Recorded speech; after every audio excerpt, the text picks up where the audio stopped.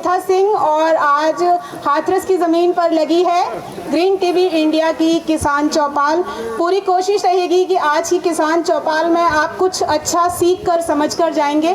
सभी किसान भाइयों का बहनों का स्वागत है ग्रीन टीवी की किसान चौपाल में। हमारे साथ कुछ खास मेहमान भी हैं जो आपको खेती से संबंधित तमाम जानकारियां देंगे। मैं आपको बताना चाहूँगी कि ग्रीन टीवी ये Kisan Chaupal UP agriculture department, आडिया फाउंडेशन और धानुका एग्रीकल्चर लिमिटेड के सहयोग से आज हाथरस के बरामई में लगा रहा है।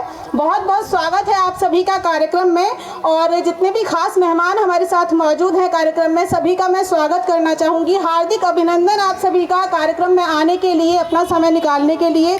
और पूरी उम्मीद आपसे करूँगी कि जब तक कार्यक्रम चलेगा आप ध्यान से सभी बातों को सुनेंगे। हमारे एक्सपर्ट्स आपको जो भी सलाह देंगे, सुझाव देंगे, तमाम जानकारियों के बारे में बताएंगे, आप उनके बारे में सुनेंगे और तमाम किसान यहाँ से कुछ बेहतर सीख कर आज समझ कर जाएंगे। क्योंकि ग्रीन टीवी हमेशा ये कोशिश करता है कि किसान तमाम स्कीम्स के प्रति जागरूक बने, ये सीखे कि खेती आपको आधुनिक तरीके से कैसे करनी है। तो आज की जो हमारी चर्चा रहेगी वो आलू की फसल के प्रबंधन पर रहेगी। साथ ही आप सभी जानते हैं कि अंतर्राष्ट्रीय मिलेट्स ईयर 2023 को घोषित किया गया है, तो मोटे अनाज श्री अन्न पर जो चर्चा है, जागरूकता है, वो भी जरूरी है, तो उस पर भी आज चर्चा करेंगे।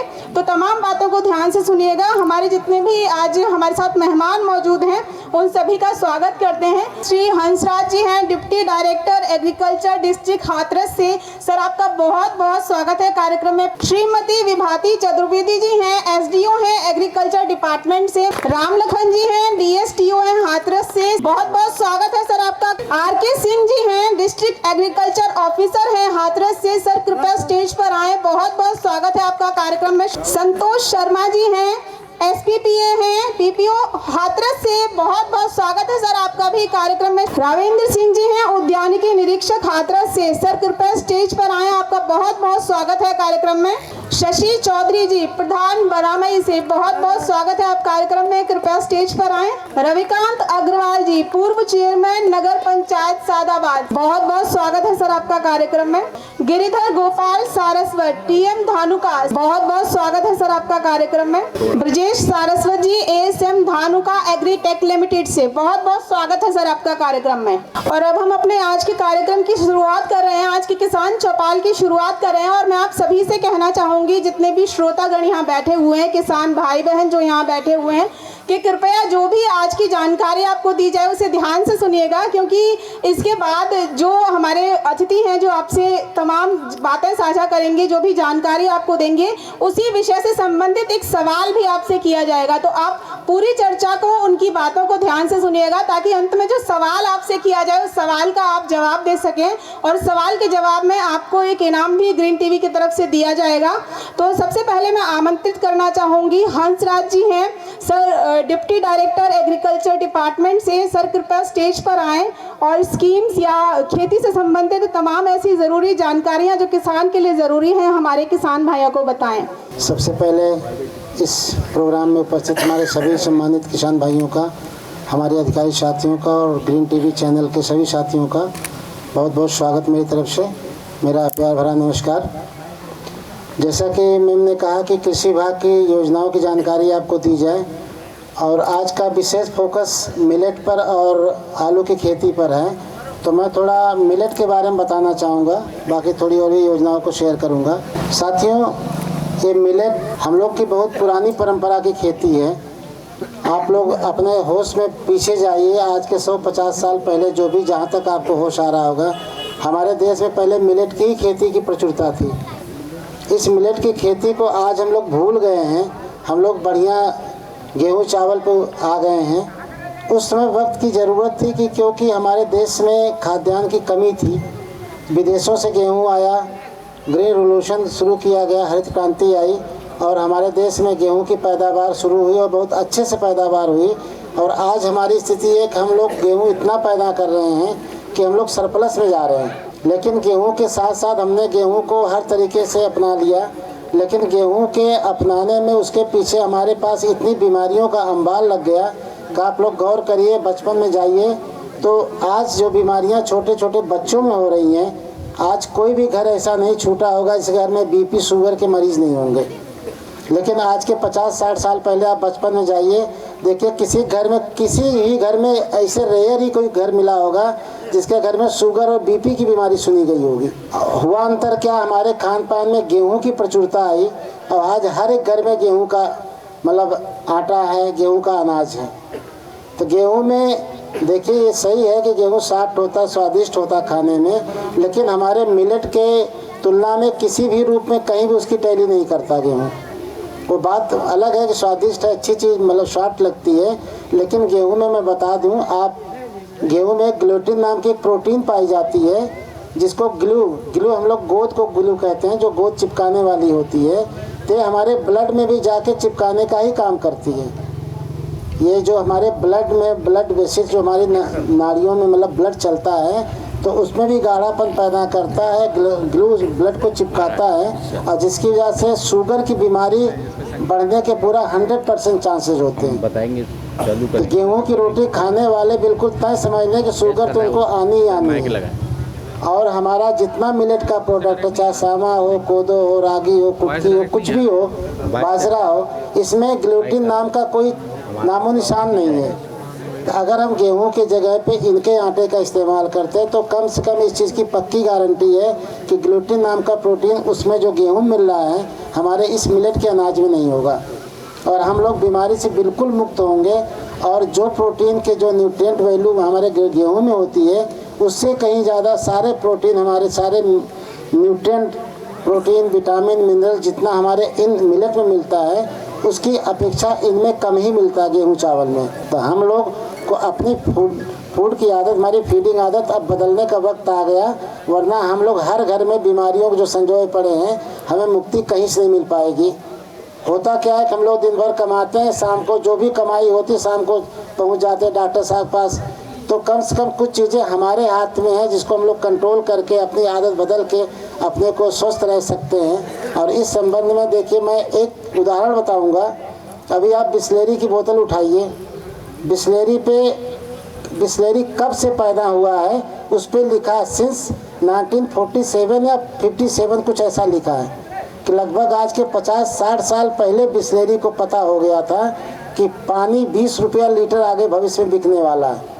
समझिए इस चीज़ को कि बिस्लेरी कंपनी को पहले पता हो गया था कि पानी आगामी 50-60 सालों में, ये पानी जो फ्री हम लोग बहाते हैं, आगामी सालों में 50 रुपया, 20 रुपया, 30 रुपया लीटर बिकेगा पानी। तो अब हज़ार रुपया लीटर बिक रहा है।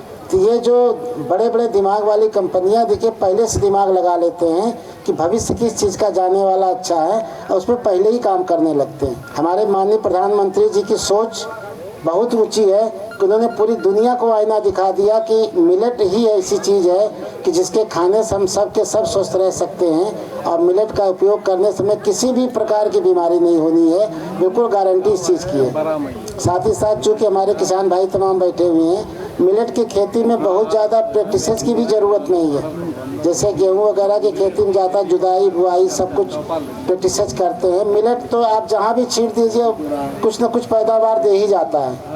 तो मैं ये कहना चाहूँगा, जो बिस्लेरी का उदाहरण मैंने इसलिए दिया कि आगामी कुछ दिनों में मिलेट का ही फ्यूचर है।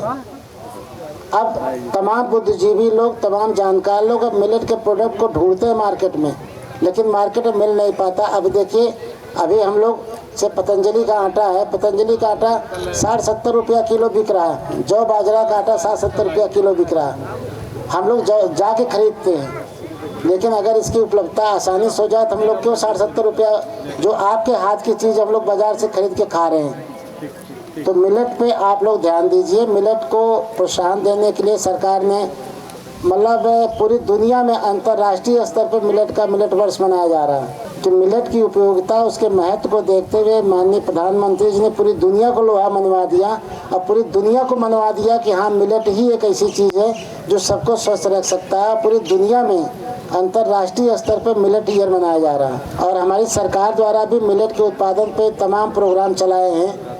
हमारे देखिए मिलेट के उत्पादन तो करेंगे आप, मिलेट के साथ उसका जो बाई प्रोडक्ट आप तैयार करेंगे उस पर सरकार ने बहुत अच्छी छूट दे रखी है।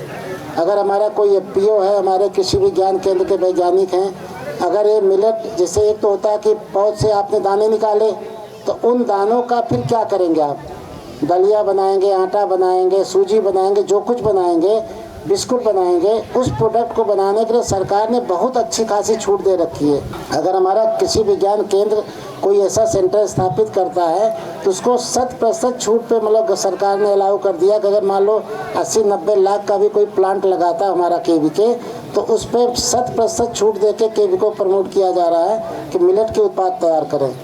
और इस तरीके अगर हमारे एफपीओ कोई लेते हैं तो उनको 50% छूट सरकार दे रही है कि आप मिलेट का बिस्कुट बना लेंगे, दलिया, कुछ भी प्रोडक्ट तैयार कर लीजिए, तो उसके लिए मतलब कि सरकार द्वारा इतनी अच्छी छूट दी जा रही ताकि मिलेट का उत्पादन हम लोग करें और पूरे अपने स्वस्थ रखें, अपने समाज को स्वस्थ रखें, पूरे देश को स्वस्थ रख सकें।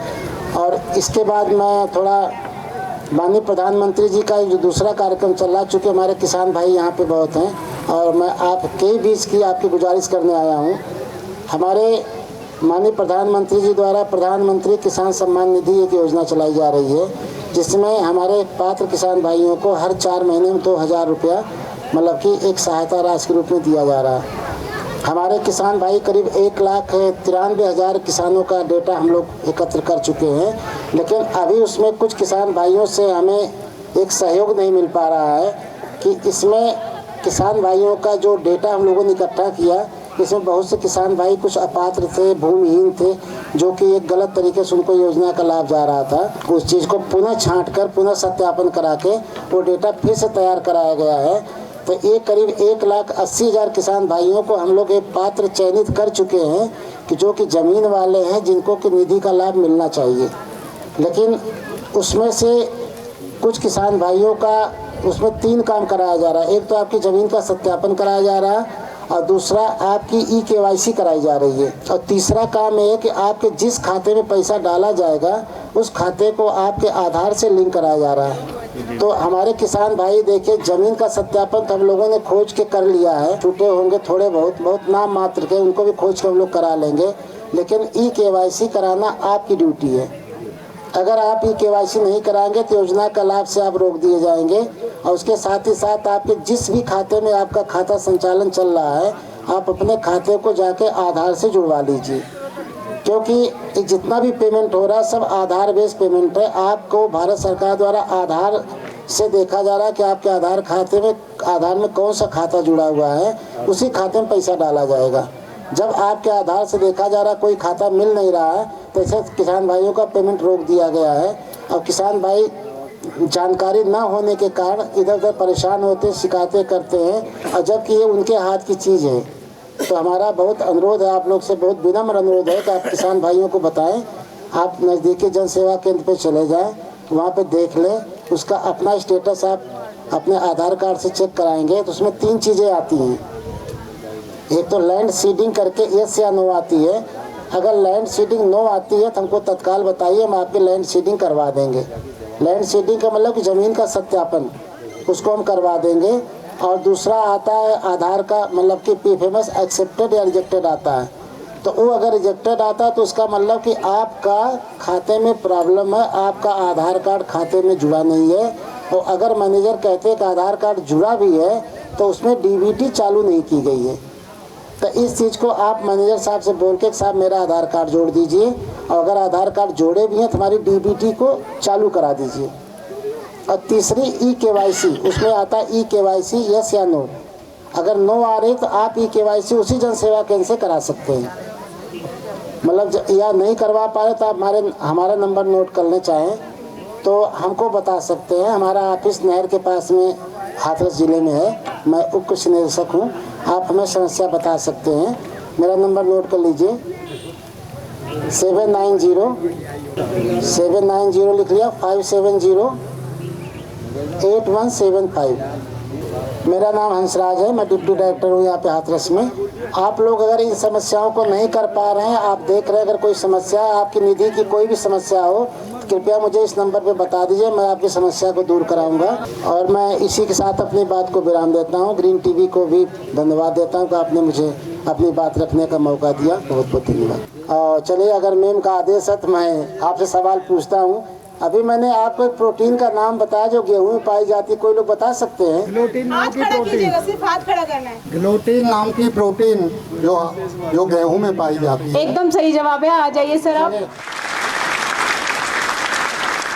और अब मैं बुलाना चाहूंगी आर.के. सिंह सर हैं, डिस्ट्रिक्ट एग्रीकल्चर ऑफिसर हैं हाथरस से। फर्टिलाइजर से संबंधित जानकारी आपको देंगे। बेहद महत्वपूर्ण ये मुद्दा है, विषय है जिसके बारे में जानकारी होना किसानों के लिए बहुत ज़रूरी है। तो सर कृपया स्टेज पर आएँ और हमारे फार्मर्स को फर्टिलाइजर्स के बारे में जानकारी दें। Thank you ma'am. आज की इस किसान चौपाल में उपस्थित परमादरणीय डीडी साहब, डीएसटी साहब, हमारे एसडीओ साहब, हमारे हॉर्टिकल्चर इंस्पेक्टर और हमारे प्रधान जी चौधरी साहब और हमारे एडीओ साहब, धानुका से जो भी हमारे स्टाफ आए हैं और ग्रीन टीवी के पूरे स्टाफ और हमारे सभी ग्रामवासियों, बड़ा हर्ष का विषय है कि ये जो ग्राम बरामई में आज किसान चौपाल लगी है। हम लोगों को गांव में जाने का मतलब जाते तो हैं लेकिन कम मौका मिल पाता है, क्योंकि ऑफिस के इतने काम होते हैं कि गांवों में कम जाने को मिलता है। आज का जैसे विषय है कि फसल, आलू की फसल प्रबंधन और मिलेट्स। मिलेट्स में जैसे डीडी साहब ने अभी बताया था, हमसे पूर्व सर ने बताया था कि मिलेट्स सब लोग जानते हैं। जैसे अभी कह रहे थे पीछे किसान बैठे थे कि मिलेट होता क्या है। मिलेट कुछ नहीं, आप लोग बाजरा उगाते हैं वही मिलेट है। बाजरा उगाते हैं हमारे यहाँ तो 50,000 हेक्टेयर एरिया में बाजरा होता है। कोई नया काम हम लोग नहीं कर रहे हैं। हम लोग सब बाजरे रोटी खाते हैं गाँव में। कितने लोग बाई रोटी खाते हैं गांव में? बाजरा की खाते हैं। हाँ, तो यही तो मिलेट है भाई। आपके यहाँ पर मिलेट है, बाजरा की रोटी है, बाजरा खाते हैं, ये मिलेट्स है। ज्वार हमारे यहाँ नहीं होती है, ज्वारी रोटी खाते हैं, वो मिलेट्स है। रागी होती है, वो मिलेट्स है। आप पहले सवा की खीर खाते थे, मक्का के खेत में सवा डालते थे, कौंदो डालते थे, रागी डालते थे। ये सब मक्का के खेत में हम लोग लाइन में बोते थे, ये सब मिलेट्स ही है। तो ये जो है अब इस पर जो ये ध्यान दिया जा रहा है कि नया जैसे मिलेट्स है, रागी हमारे यहाँ नहीं होती है, लेकिन रागी में कैल्शियम खादी लगता था और देसी खाद से आलू होता था और किसान जो है अपना जैसे फावड़े से आलू करता था, पुराने समय की बात है। तो उस समय डीएपी नहीं लगता था खाद में, और वो आलू की सब्जी बड़ी टेस्टी लगती थी, मतलब मीठापा रहता था उसमें। अब क्या है, हमारी जमीन में 0.8% ऑर्गेनिक कार्बन होना चाहिए, इससे अधिक होना चाहिए। लेकिन अभी हम लोग जैसे सॉइल सैंपल कराते हैं, टेस्ट कराते हैं, मृदा की जांच कराते हैं, तो ऑर्गेनिक कार्बन 0.2 से 0.3%, कहीं ज़्यादा बहुत ज़्यादा अच्छी होगी तो 0.5% ऑर्गेनिक कार्बन है। और वो जो ऑर्गेनिक कार्बन है वो एक तरह से हमारे जैव जो जीवांश होता है, जैविक जो हमारे जो जीवाणु हैं, जो लाभदायक जीवाणु हैं, उसका एक अंश होता है, उनका खाना होता है। जो हमारे जमीन में जो केंचुआ हैं या जो भी चीज़ आप डालते हो, खाद को भी डालते हो, उसको अभी मृदा के सॉल्युबल फॉर्म में लाने के लिए वो जीवाणु ही काम करते हैं। तो उसकी संख्या कम होती जा रही है। देसी खाद है नहीं, देसी खाद यदि कहाँ से आएगा? गाय भैंस हम लोगों ने कम कर दिया। पहले 2-2 जोड़ी 3-3 जोड़ी बैल रहते थे, वो कम हो गया। तो गोबर कम हो गया, गोबर अभी है भी तो वो कंडे में चला गया। तो ये चीज़ हमारा जो कहीं से भी मिल रहा है, तो ऑर्गेनिक कार्बन की मात्रा कम हो रही है।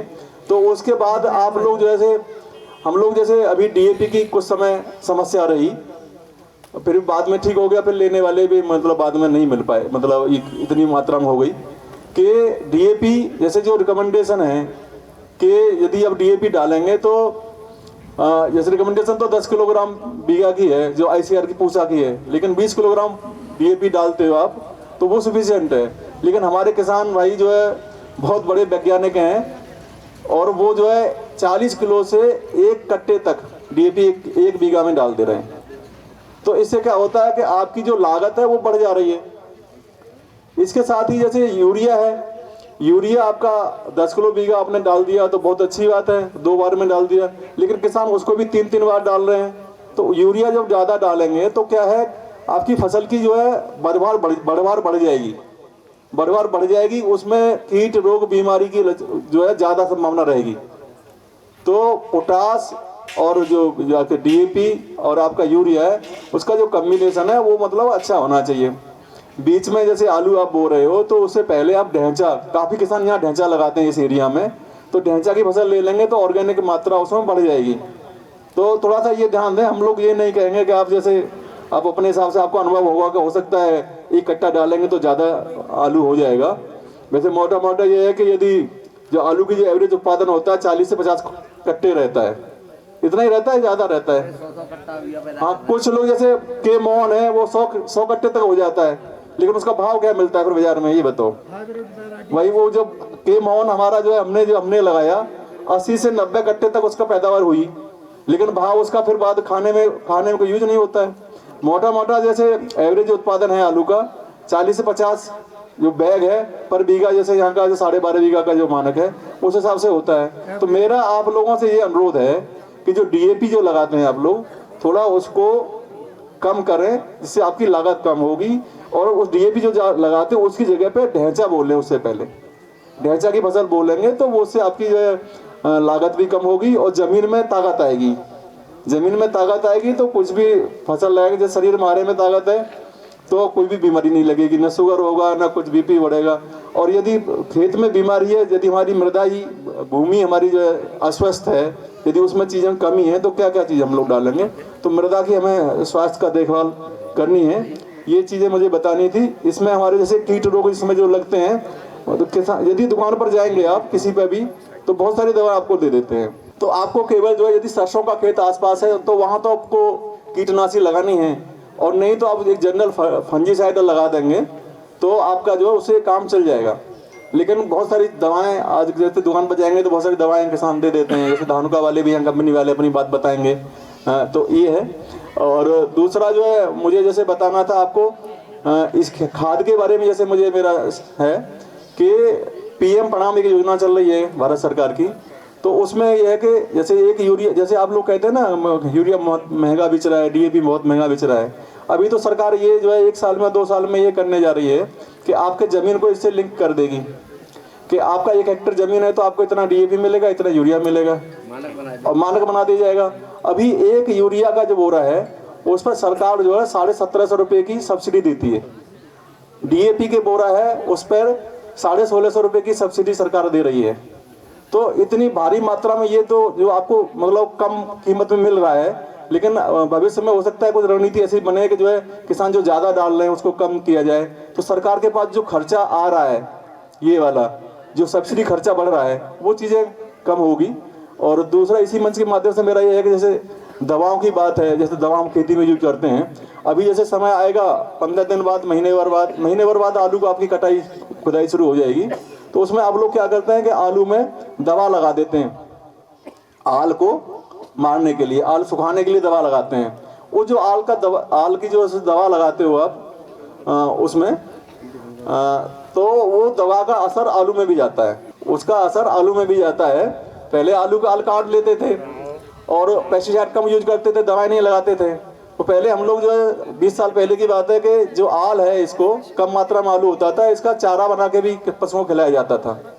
आज का समय ये है कि यदि दवाएं लगा दिया, उसमें आपने दवा लगा दी तो ये खाने लायक पशुओं के लिए नहीं रहती है। तो इन सब चीज़ों को जैसे हम लोग देख रहे थे कि जैविक खेती की बात जैसे है कि हमें संतुलित मात्रा में उर्वरकों का प्रयोग करना है, और हमें थोड़ा जैसे अपने खाने भर के लिए कम से कम आलू 1 बीघा आधे बीघा अपने घर के लिए तो करें, जिसमें आप दवा न लगाएं, DAP न लगाएं, केवल देसी खाद से खेती करें। तो ये चीज़ें मुझे कहना था कि थोड़ा सा संतुलित मात्रा में लगाएं।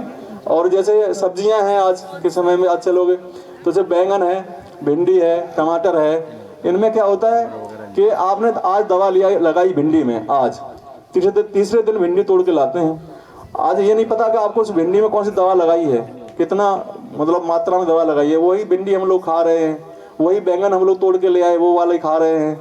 तो दवाओं की मात्रा भी हमें सीमित मात्रा में लगानी है, जो कम, जैसे कि दवाओं के जैसे एक हरा रंग रहता है दवा पर, एक लाल रहता है, एक पीला रहता है। तो सब्जियों में जब भी दवा लगाएं तो हरे कलर वाली जो उसमें निशान रहता है वो वाली दवाएं लगाएं। मुझे इतना ही बात कहनी थी, और सभी किसान भाइयों को बहुत बहुत धन्यवाद जो आपने पास सुना। हमारे ग्रीन टीवी चैनल को भी धन्यवाद, और हमारे विशेष तौर से हमारे प्रधान जी को, जिन्होंने काफ़ी अच्छा इस गांव को ये मनरेगा पार्क भी बनाया है। और यहाँ मैंने देखा अभी एक जो है गांव में जो है लाइब्रेरी बनाई है, वो भी अच्छी बनाई है, अपने बच्चों को पढ़ने के लिए बहुत अच्छा अवसर है।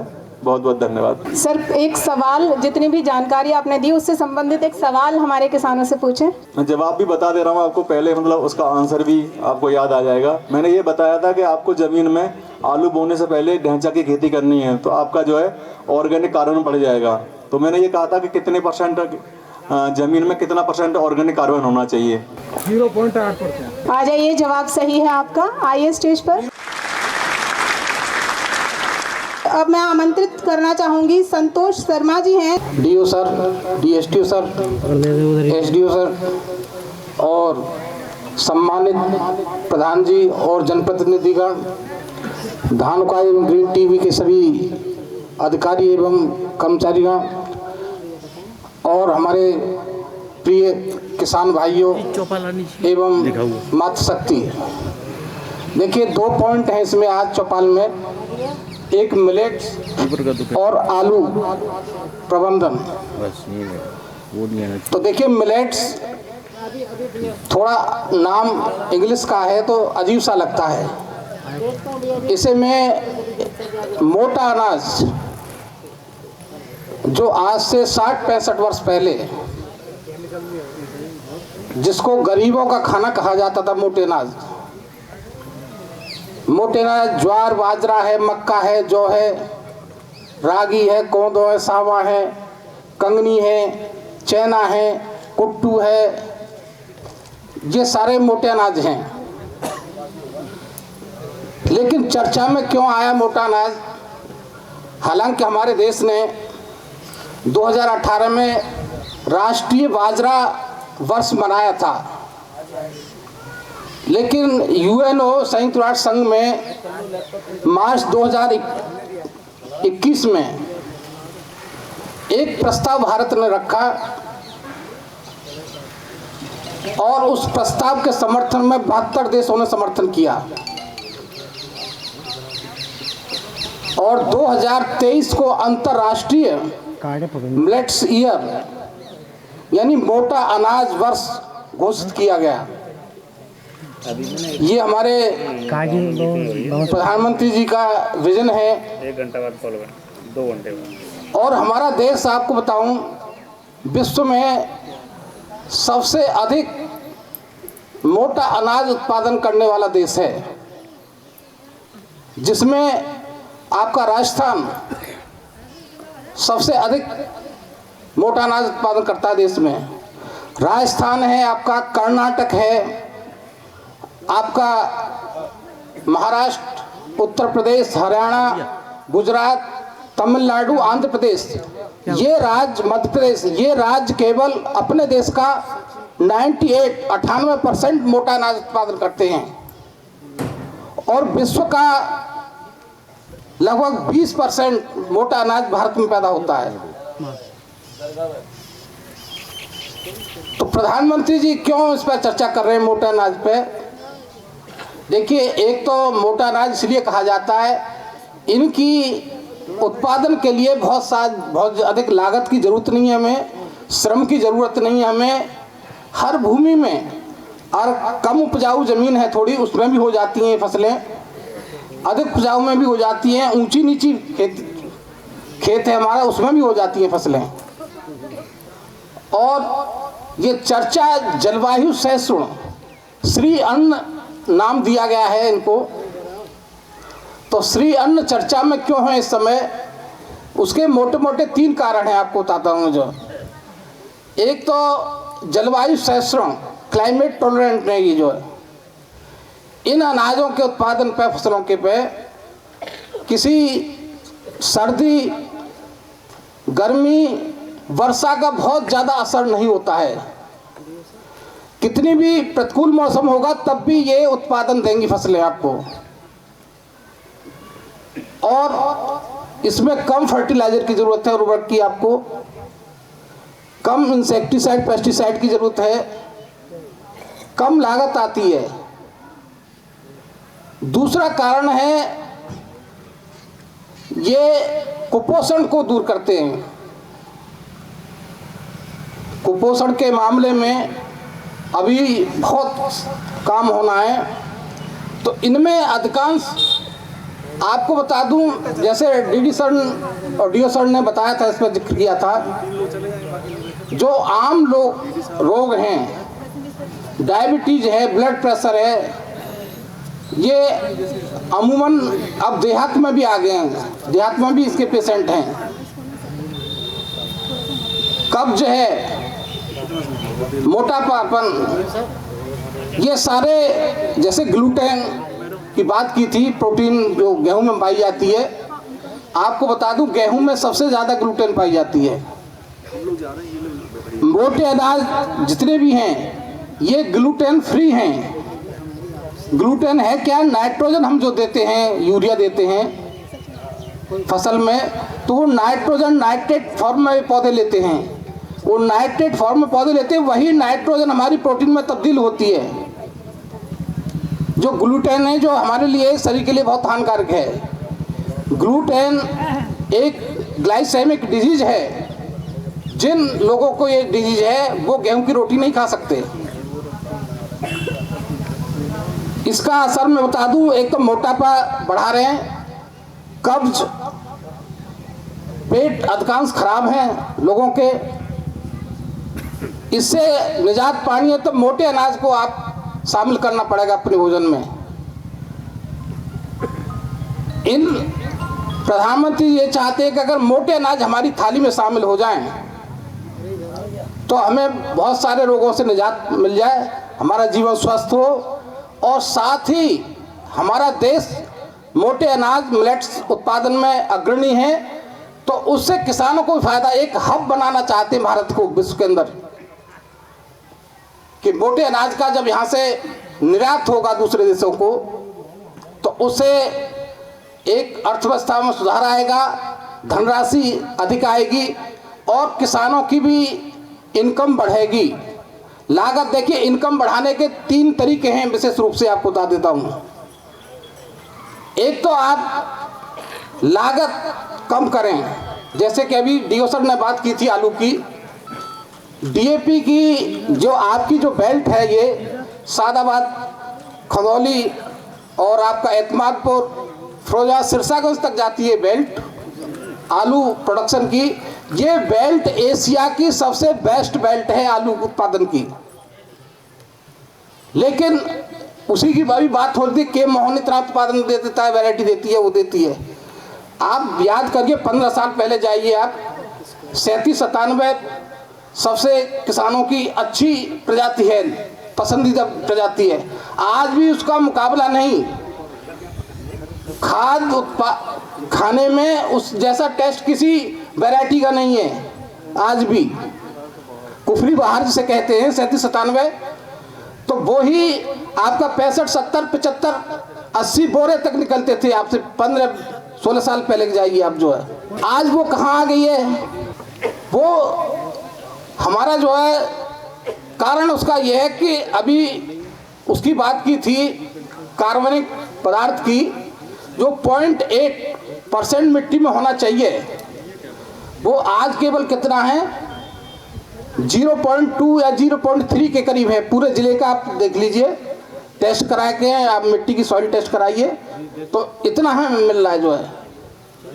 ये ह्यूमस जो कालापन है, मोटे अनाज, एक और चीज मैं बता दूं, मोटे अनाज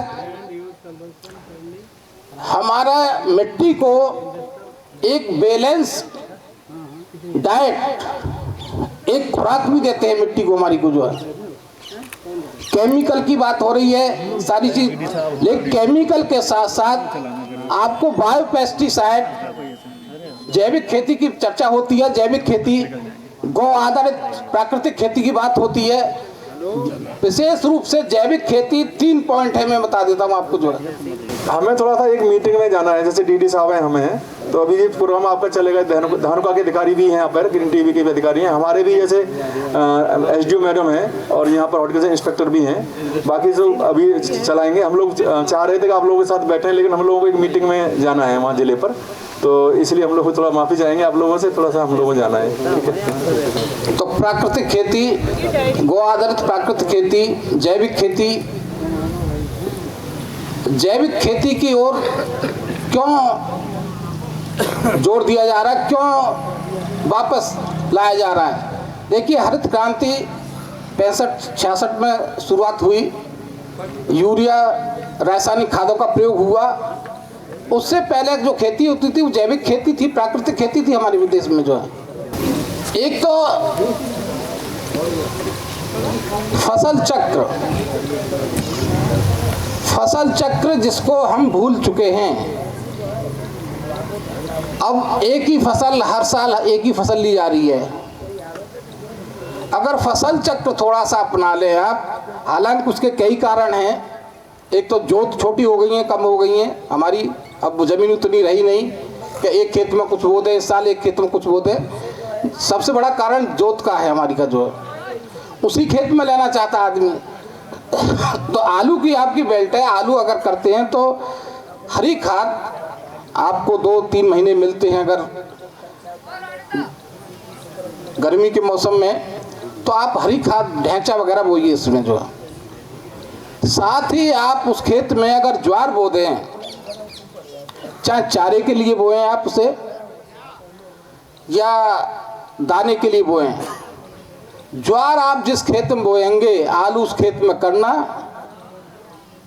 एक तो चेचक जो बीमारी होती है अमूमन, उसका मार्केट वैल्यू कम हो जाती है। हालांकि प्रोडक्शन कम नहीं होता, उससे प्रोडक्शन बहुत बड़ा असर नहीं पड़ता, लेकिन उसकी क्वालिटी खराब हो जाती है आलू की।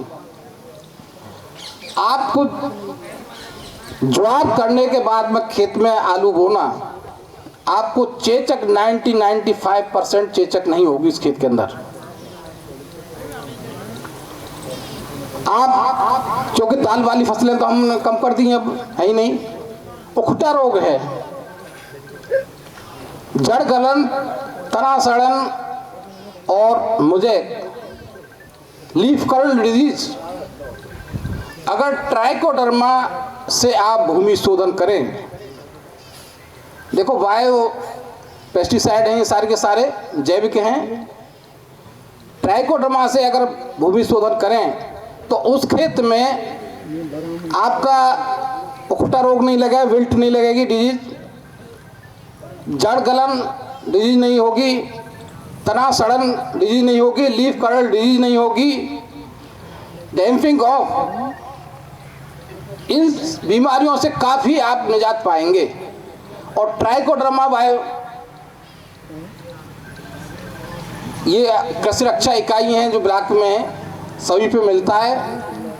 100 रुपये किलो रेट है उसका और 75% उस पर अनुदान है। 75 रुपये आपका अनुदान आपके खाते में जाएगा डीबीटी के माध्यम से। उससे भूमि शोधन किस तरह से किया जाए ये मैं थोड़ा सा बता देता हूँ आपको। किसी भी फसल आप बोएं, आप अगली बार करके देखें कि आप 1 एकड़ के लिए छायादार जगह पर जूट के बोरे बिछा लीजिए, भिगो के 2-3 बोरे नीचे।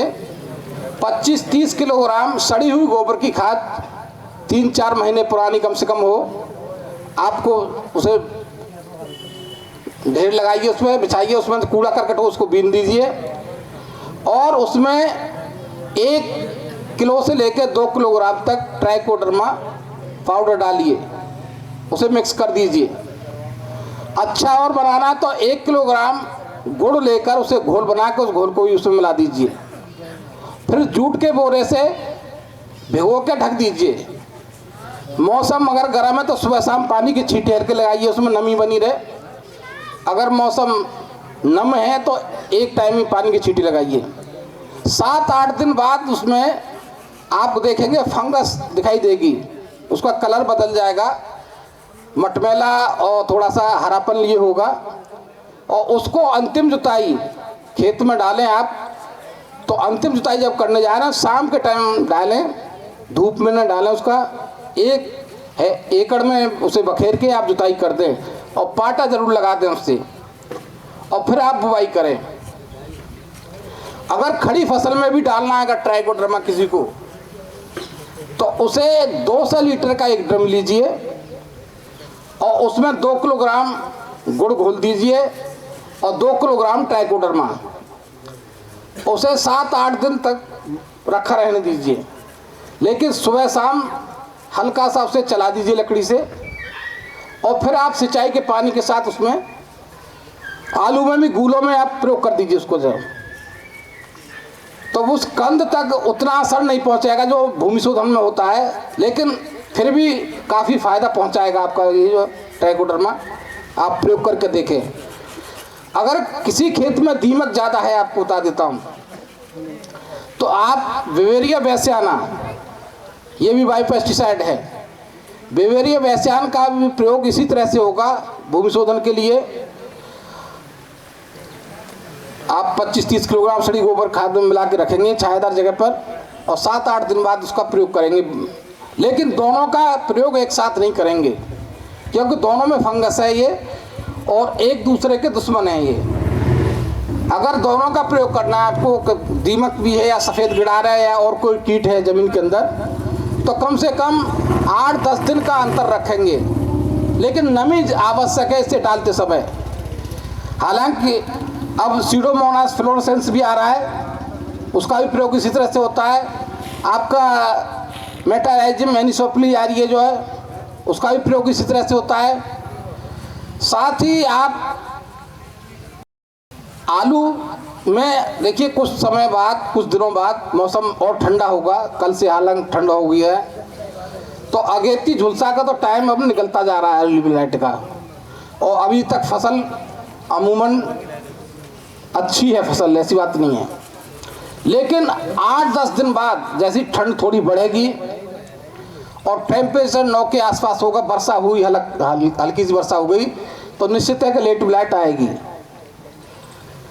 तो लेट ब्लाइट के लिए देखिए, धान का कंपनी वाले अपनी बताएंगे बहुत सारी केमिकल हैं। हालांकि मैंकोजेब है, प्रोपिनेब है, कॉपर ऑक्सीक्लोराइड है, क्लोरोथेनिल जो है, ये सारे दवा आ रही हैं, इनका प्रयोग करिए। लेकिन प्रयोग करते समय ध्यान रखिए कि अगला जो छिड़काव करो आप रसायन बदल दीजिए। प्रोपिनेब का किया है तो आगे दूसरे फंजीसाइड का करिए प्रयोग, उसको रिपीट मत करिए। एक मैं देसी आपको उपाय बता देता हूँ। देखिए, सब्जी उत्पादन जो भी करते हैं उसमें मोज़ेक आता है, पत्तियाँ सिकुड़ती हैं, चाहे आलू हो, चाहे टमाटर हो, मिर्च हो, बैंगन हो, सब में आता है जो। उसके लिए आप एक किसी मिट्टी के घड़े में लगभग 6 लीटर मट्ठा रख दीजिए, मिट्टी के बर्तन में रखना है ये, और 8-10 दिन तक उसे रखा रहने दीजिए। उसके बाद जब हमें खेत में स्प्रे करना है उससे लगभग 1-1.5 घंटे पहले, मट्ठा हमारा 6 लीटर है, इसके अलावा 100 ग्राम हल्दी एक अलग उसमें रखिए, बर्तन में घोलिए उसको, और 20 ग्राम हींग। भाई हींग तो यहाँ आसानी से मिल जाती है, हाथरस हींग के लिए फेमस है विशेष रूप से। हींग इसमें महंगा आइटम है। 20 ग्राम हींग को आप अलग बर्तन में घोलिए, फिर तीनों को आप एक साथ मिक्स करिए, और एक टंकी में आधा लीटर उसमें से घोल में से लीजिए आप, और आधा लीटर आप मिला के एक टंकी में और आप स्प्रे करेंगे। यानी 6 लीटर ये मट्ठा है 1 एकड़ के लिए पर्याप्त होता है। लगभग ये माना जाता है 200 लीटर में हमारा 1 एकड़ छिड़काव हो जाता है। आप इसका प्रयोग करके देखना है, क्योंकि मुझे जो लगता है व्हाइट फ्लाई एक कीट होता है, मक्खी होती है, उसके कारण होता है ये। हालांकि वायरल डिजीज है ये, वायरस से होता है, तो उसे मारेगा, साथ ही उस पौधे को ये पुनर्जीवित कर देता है जो है। आप देखें कुछ ही दिनों बाद उसमें कल्ले निकलना शुरू हो जाएंगे। अभी वीडीसाइड की मैं बात करूं, हाल में अभी एक केस सैपो का निकला था, अभी लगभग 15 दिन हो गए, पेपर में भी निकला था। मैं बस 2-3 मिनट में ख़त्म कर रहा हूँ बस। तो उसमें था क्या, उन्होंने वीडीसाइड मेट्रिब्यूजन यूज किया। वीडीसाइड है ये मेट्रिब्यूजन, लेकिन देखिए रासायनिक ये वीडीसाइड है, जितने भी खरपतवारनाशी हैं, इनका समय का विशेष ध्यान रखिए, इनका कितने दिन पर प्रयोग करना है। उन्होंने किया क्या, किसान ने, मैं खुद गया उस फील्ड पे मौके पे, उन्होंने करीब 30-32 दिन के आलू में प्रयोग किया। वो किसानों का ही मानना है कि मैट्रिक विजन का जब प्रयोग करें हम, तो आलू अंकुरण यानी बुवाई से 20-25 दिन के बीच में प्रयोग उसका हो जाना चाहिए। उसमें 2-3 पत्तियां निकली हों, जहां उसमें ब्रांचिंग वो टहनी से निकलना शुरू हो जाती है, अगर उस समय स्प्रे करेंगे तो वो नुकसान करेगा। हालांकि उनका सुधार हुआ, उसका आलू का नई कल्ले निकल रहे, पत्तियां निकल रही हैं, लेकिन वीडीसाइड का विशेष रूप से ध्यान रखिए कि जितने हमारे कंपनी वाले या हमारी पेस्टिसाइड इंसेक्टिसाइड दुकान विक्रेता जो कह रहे हैं, या भाई देखिए किसान हमसे ज़्यादा जानकार हैं, जो जागरूक किसान हैं, जानकार हैं, उनसे सलाह ज़रूर लें उस चीज़ के बारे में दवा डालने से पहले। ये नहीं है कि हम अपने हिसाब से डाल दें, उसका प्रयोग कर दें, न ज़्यादा प्रयोग करें न कम करें। एक मैं जीवामृत की और बात कर देता हूँ, अपनी बात ख़त्म कर दूंगा मैं अभी। देखिए आप थोड़ा घरेलू उपाय अपना करके देखें। एक 200 लीटर का ड्रम लें, उसमें 10 केजी देसी गाय का गोबर ताज़ा और देसी गाय का 10 लीटर गौमूत्र, 1 किलोग्राम गुड़, 1 से 1.5-2 किलोग्राम उसमें बेसन और एक मुट्ठी भर मिट्टी, मुट्ठी क्या मतलब 250 से आधा किलोग्राम तक मिट्टी लीजिए। मिट्टी आप गूलर का पेड़ हो, पीपल का पेड़ हो, बरगद का पेड़ हो, इनके नीचे से लीजिए, अथवा आपके खेत की जो मोटी मेड़ है, पुरानी मेड़ है, उसके अंदर से खुरपी से खोद के निकालिए मिट्टी, क्योंकि वहाँ पे हमारे जीवाश्म सूक्ष्म जीव हैं, वो हमारे मौजूद हैं। वहाँ तक ना कोई केमिकल पहुँचा है, ना रासायनिक उर्वरक पहुँचा है। उसे निकाल के उसमें डाल लीजिए। फिर इसको सुबह शाम 3 दिन तक आप लकड़ी से क्लॉकवाइज, घड़ी की सुई की दिशा में जिस तरह से घूमती है उस तरह से आप घुमाइए और 2 दिन के लिए फिर रख दीजिए उसको। उसके बाद उसका प्रयोग आप सिंचाई के समय खेत में करिए। 200 लीटर 1 एकड़ के लिए पर्याप्त है ये। आप एक फसल में अगर 2-3 बार लगातार कर लें उसका प्रयोग 20-20, 25-25 दिन के बाद में सिंचाई के समय, तो आप देखेंगे उस खेत में केंचुओं की संख्या बढ़ जाएगी हमारी। और जहाँ केंचुए बढ़ेंगे तो निश्चित समझ लीजिए कि ऑर्गेनिक मैटर है, जो कार्बनिक पदार्थ जिसे ह्यूमस, कालापन जो कहा जाता है, उपजाऊपन है जो मिट्टी का, उसकी मात्रा बढ़ जाएगी उसमें। और उसकी मात्रा बढ़ जाएगी तो समझ लीजिए कि मिट्टी हमारी फर्टाइल हो जाएगी। आप इसे करके देखिए, आप प्रयोग करके देखिए। 2 नंबर मैं बता देता हूँ आपको थोड़ा सा। एक तो टोल फ्री नंबर हमारा एग्रीकल्चर का है 1800-180-1551, 1800-1800-180-1551। ये टोल फ्री नंबर है, इस पर कोई चार्ज नहीं है। आप अपनी बात इस नंबर को मिला के आप फ़ोन से करिए, आपका कट जाएगा नंबर, उधर से कॉल आएगी आपसे, और फिर आपकी जो समस्या है एग्रीकल्चर संबंध, खेती संबंध कोई बात है, आप अपनी बात रखिए, वो जवाब देंगे, आपको बताएंगे सारी चीज़ें। फसल में कीट रोग हैं, उससे संबंध 2 नंबर हैं। उस किसी एक नंबर पे आप उनमें से अपना पूरा एड्रेस लिखिए, किसान का नाम, गांव का नाम, ब्लॉक का नाम, जिले का नाम और फसल का नाम। उसमें जो कीट या रोग लगा है आप जानते हैं, पहचानते हैं, तो उसका नाम लिख दीजिए, अथवा नहीं जानते तो उसके लक्षण लिख दीजिए। और फोटो नज़दीक से किसी पौधे का ज़्यादा प्रभावित है, उसे फ़ोटो खींच के फ़ोटो अपलोड कर दीजिए। और इस किसी एक, मैं जो नंबर बता रहा हूँ उनमें से किसी एक पे व्हाट्सअप कर दीजिए, मैसेज कर दीजिए। 48 घंटे यानी 2-3 दिन में आपको उसी मोबाइल पे जवाब मिल जाएगा, रिटर्न मैसेज मिल जाएगा कि इसमें किस दवा का, किस रसायन का कितना क्या प्रयोग करना है हमें। 94-522 47-111 और दूसरा भी है 94-522 57-111। 57-111 केवल 4-5 का अंतर है। दोनों में किसी एक नंबर पे आप व्हाट्सअप कर दीजिए, मैसेज कर दीजिए, आपको 3 दिन में आपको जवाब उस पर मिल जाएगा, मैसेज मिल जाएगा किसका प्रयोग करना है, क्या करना है। थैंक यू, धन्यवाद। जय हिंद, जय भारत, जय किसान। सर एक सवाल पूछिए। जितनी भी बातें आपने बताई हैं आलू में रोग और कीट को लेकर और मिलेट्स की जानकारी पर जो कुछ आपने बताया उससे संबंधित एक सवाल पूछें। और मैं फिर से कहना चाहूँगी कि सवाल का जवाब जिन्हें पता है वो सिर्फ हाथ उठाएं। महिला शक्ति बैठी है, यदि आप भी जवाब जानती हैं तो आप हाथ उठा सकती हैं। सिर्फ हाथ उठाएं, माइक आपके पास आएगा और तभी जवाब दें। जी किसान भाइयों, मैंने भूमि शोधन के लिए एक बिल्कुल इजी क्वेश्चन पूछूंगा मैं। भूमि शोधन के लिए एक बायो पेस्टिसाइड का नाम बताया था, उसका नाम बताइए मुझे। ट्राइकोडर्मा। Thank you sir. आइए सर स्टेज पर आइए।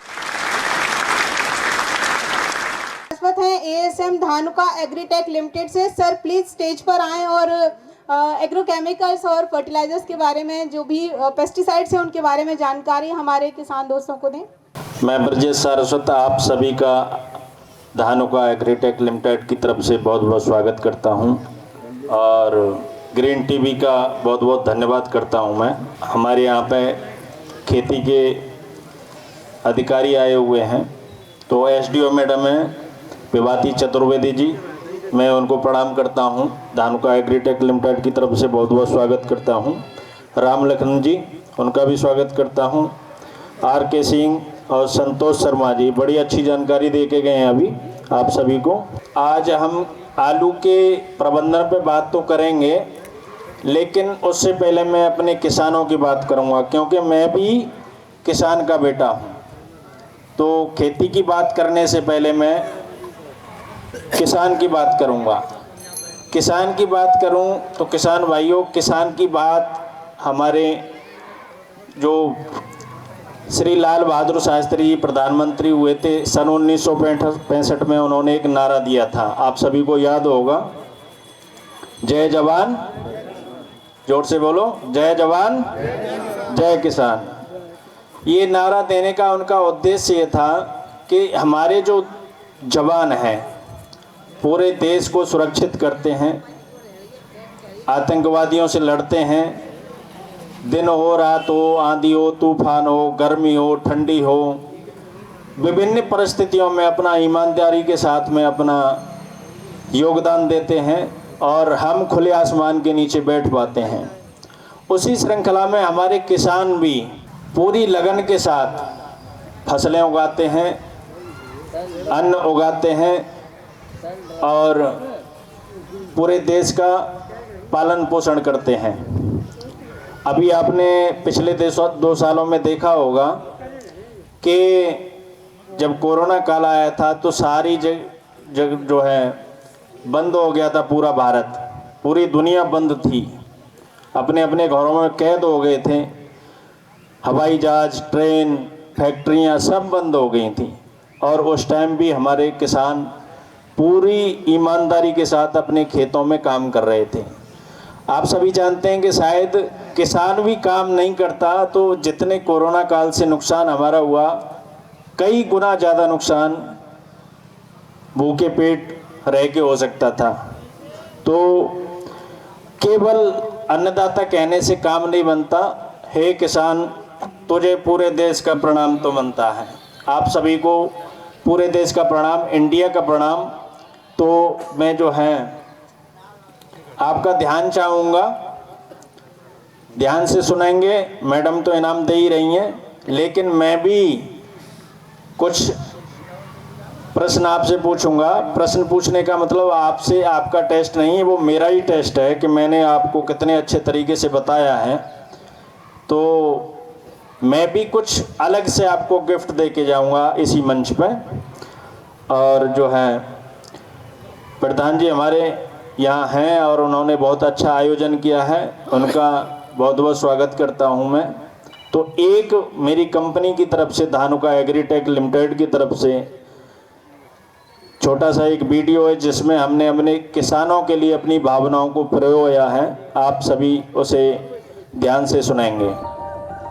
पूछिए किसी भी किसान से, छोटा हो या बड़ा, कितना बेशकीमती होता है उसके लिए जमीन का एक टुकड़ा। जमीन के उस टुकड़े में हर किसान सपने बोता है। कड़कती धूप हो या आंधी तूफान, फसलों में खुद उगता है, फसलों के साथ सोता है। जानता है मौसम के मिजाज पर उसका बस नहीं है। मेहनत, लगन, उम्मीद, जुनून, बस यही उसकी जिंदगी है। सींचता है खेत को अपने पसीने से, धानुका पर विश्वास से, हौसलों से अपने सीने के। महज अन्नदाता कहने से काम नहीं बनता है। ऐ किसान, तुझे पूरे देश का प्रणाम तो बनता है। धानुका, इंडिया का प्रणाम हर किसान के नाम। इंडिया का प्रणाम हर किसान के नाम। हम छोटी मीटिंग कर रहे हों, चाहे हम बड़ी विशाल मीटिंग कर रहे हों, मेगा फार्मर मीटिंग कर रहे हों, हर जगह हम किसान को सम्मान की बात करते हैं। और मैं भी किसान परिवार से ही हूँ, मेरे पिताजी भी आज भी खेती करते हैं। तो आज आलू के ऊपर चर्चा करेंगे। वैसे डॉक्टर साहब ने बहुत अच्छी अच्छी चीज़ें बताई यहाँ पे, मैंने भी सुनी हैं। आलू की पाठशाला, आलू के मुख्य रोग के बारे में किसान भाइयों आज मैं बात करूँगा। आप इस तस्वीर से देख पा रहे होंगे, आपने इस तरह के आलू अपने खेत में देखे होंगे, या कोल्ड स्टोर से जब हम निकालने जाते हैं तो उस टाइप के आलू भी देखने को मिलते हैं। बहुत सारी क्वालिटी ख़राब हो जाती है, रेट नहीं मिलता है। और रेट उसी चीज़ का मिलता है जिसकी क्वालिटी अच्छी है, जिसकी चमक अच्छी है। तो कौन कौन से रोग आते हैं आप वैसे तो सभी जानते हैं, लेकिन एक बार मैं आपको और बताने की कोशिश करता हूँ। अर्ली ब्लाइट, अगेती झुलसा, जो अभी टाइम चल रहा है,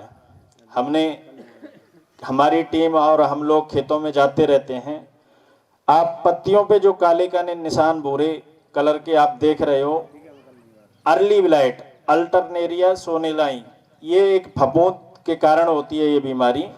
और इस बीमारी के लक्षण क्या है कि पुराने पत्तों से ये बीमारी शुरू होती है और ये बीमारी बहुत नुकसान पहुंचाती है। स्वीट पॉइजन की तरह होती है, मीठी जहर की तरह। और हम लोग जो है, हम किसान इस पे बिल्कुल ध्यान नहीं दे पाते हैं कि पुराने पत्ते हैं, इससे पैदावार में और क्वालिटी में बहुत बड़ा नुकसान होता है। तो ये अगेती झुलसा है, धीरे धीरे धीरे धीरे पौधे को बीमार करता है और आलू की जो उपज है उस पर बहुत काफ़ी प्रभाव डालता है। अगेती झुलसा इसे बोलते हैं। दूसरी ये समस्या, अब लगभग काली जड़ की समस्या जो है वो सभी खेतों में है। आपके खेतों में आप देखोगे तो पत्ते ऊपर से सिकुड़े हुए दिखेंगे, जब पौधे को उखाड़ के देखोगे तो उसकी जड़ बीमार मिलेगी, जड़ काली मिलेगी। और जड़ आपने जो राशन डाला है, DAP, urea, zinc, sulphur, potash, zinc, जाइम, जो भी चीज़ें आप डालते हो, पैदावार बढ़ाने के लिए डालते हैं सब लोग। जब जड़ बीमार होगी तो भोजन ले पाएगी क्या?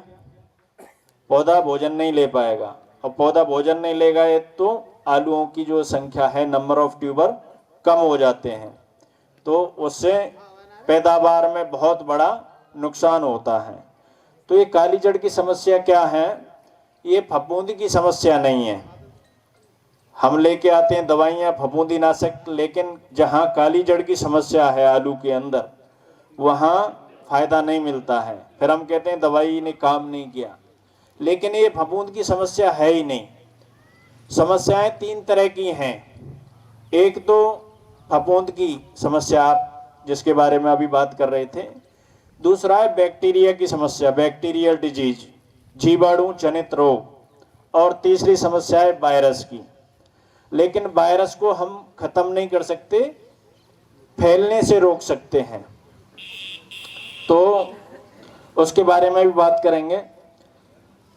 ये टीवी पे आप देख रहे हो काली जड़ की समस्या, ये बैक्टीरियल डिजीज है, ये जीवाणु जनित रोग है। और जब धान के खेत हैं वहाँ पे ज़्यादा ये दिखाई देती है। तो ये सॉफ्ट रॉट, ये भी एक बैक्टीरियल डिजीज है। इसका सही तरीका आप देखोगे, तना हल्का हल्का काला होता है, भूरे रंग का होता है। और जब उसको फाड़ के देखोगे तने को, तो काला निकलेगा, उसका फूड पाइप पे ब्लॉक मिलेगा, काला मिलेगा। ये भी एक बैक्टीरियल डिजीज है। तो इसके लिए धानुका कंपनी, जो कि एक जापान की टेक्नोलॉजी से हमने एक दवाई को बनाया है, वो है कोनिका।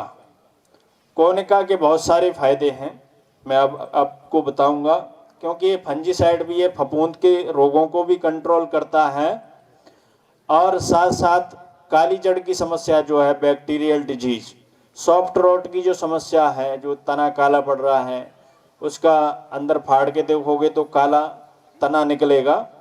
तो उस तीनों समस्याओं में ये काम करता है। अर्ली ब्लाइट हो, काली जड़ की ब्लैक लेग की समस्या हो, और या सॉफ्ट रोट की समस्या हो।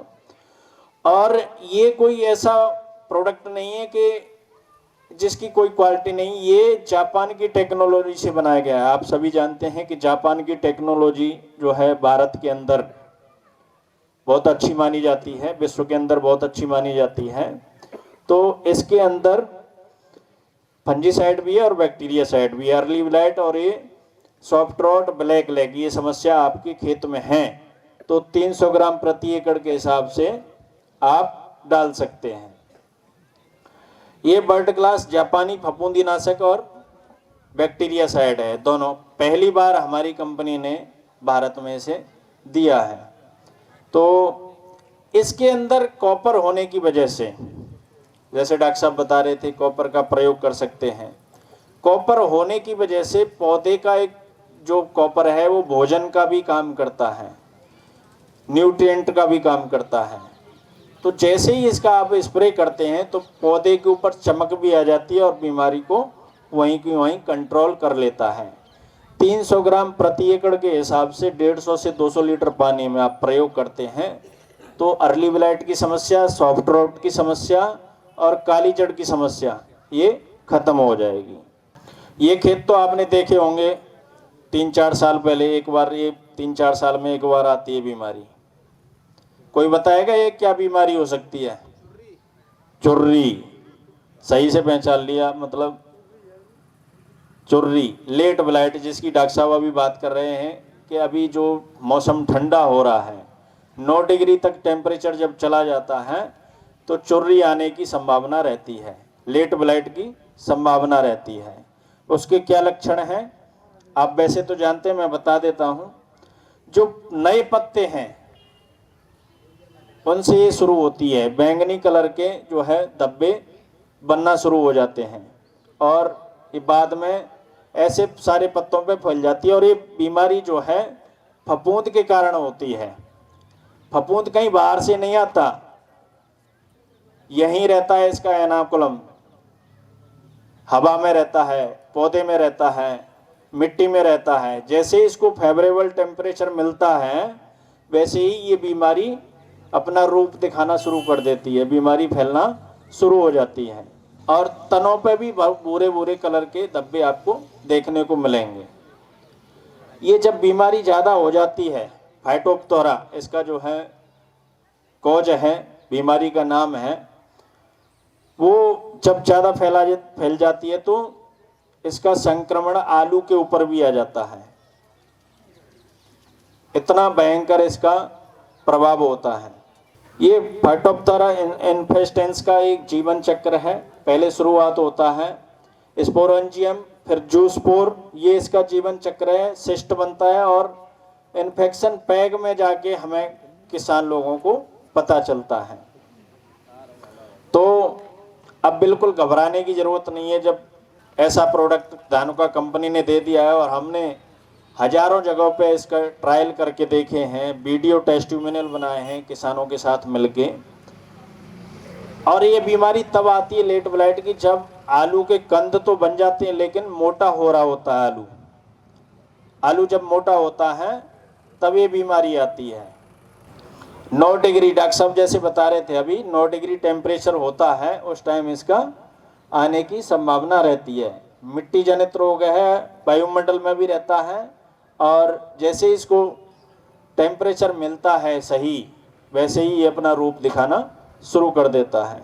पिछले साल बीमारी ये कन्नौज में खूब अच्छी खासी देखी गई। फिरोजाबाद में हम लोगों ने ट्रायल लगाए इसके अगेंस्ट, वो भी हम आपको सुनवाएंगे।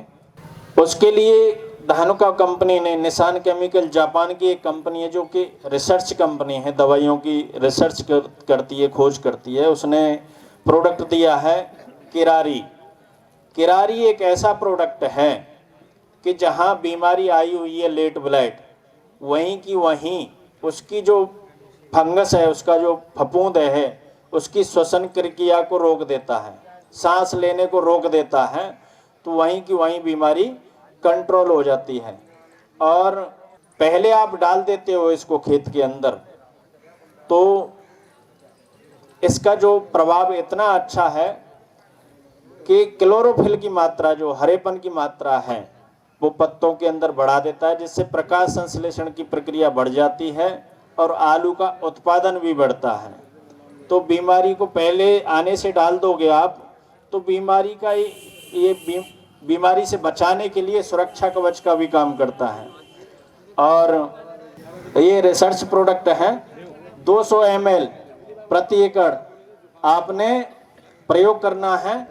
प्रिवेंटिव भी कर सकते हैं और बीमारी आने पर भी कर सकते हैं।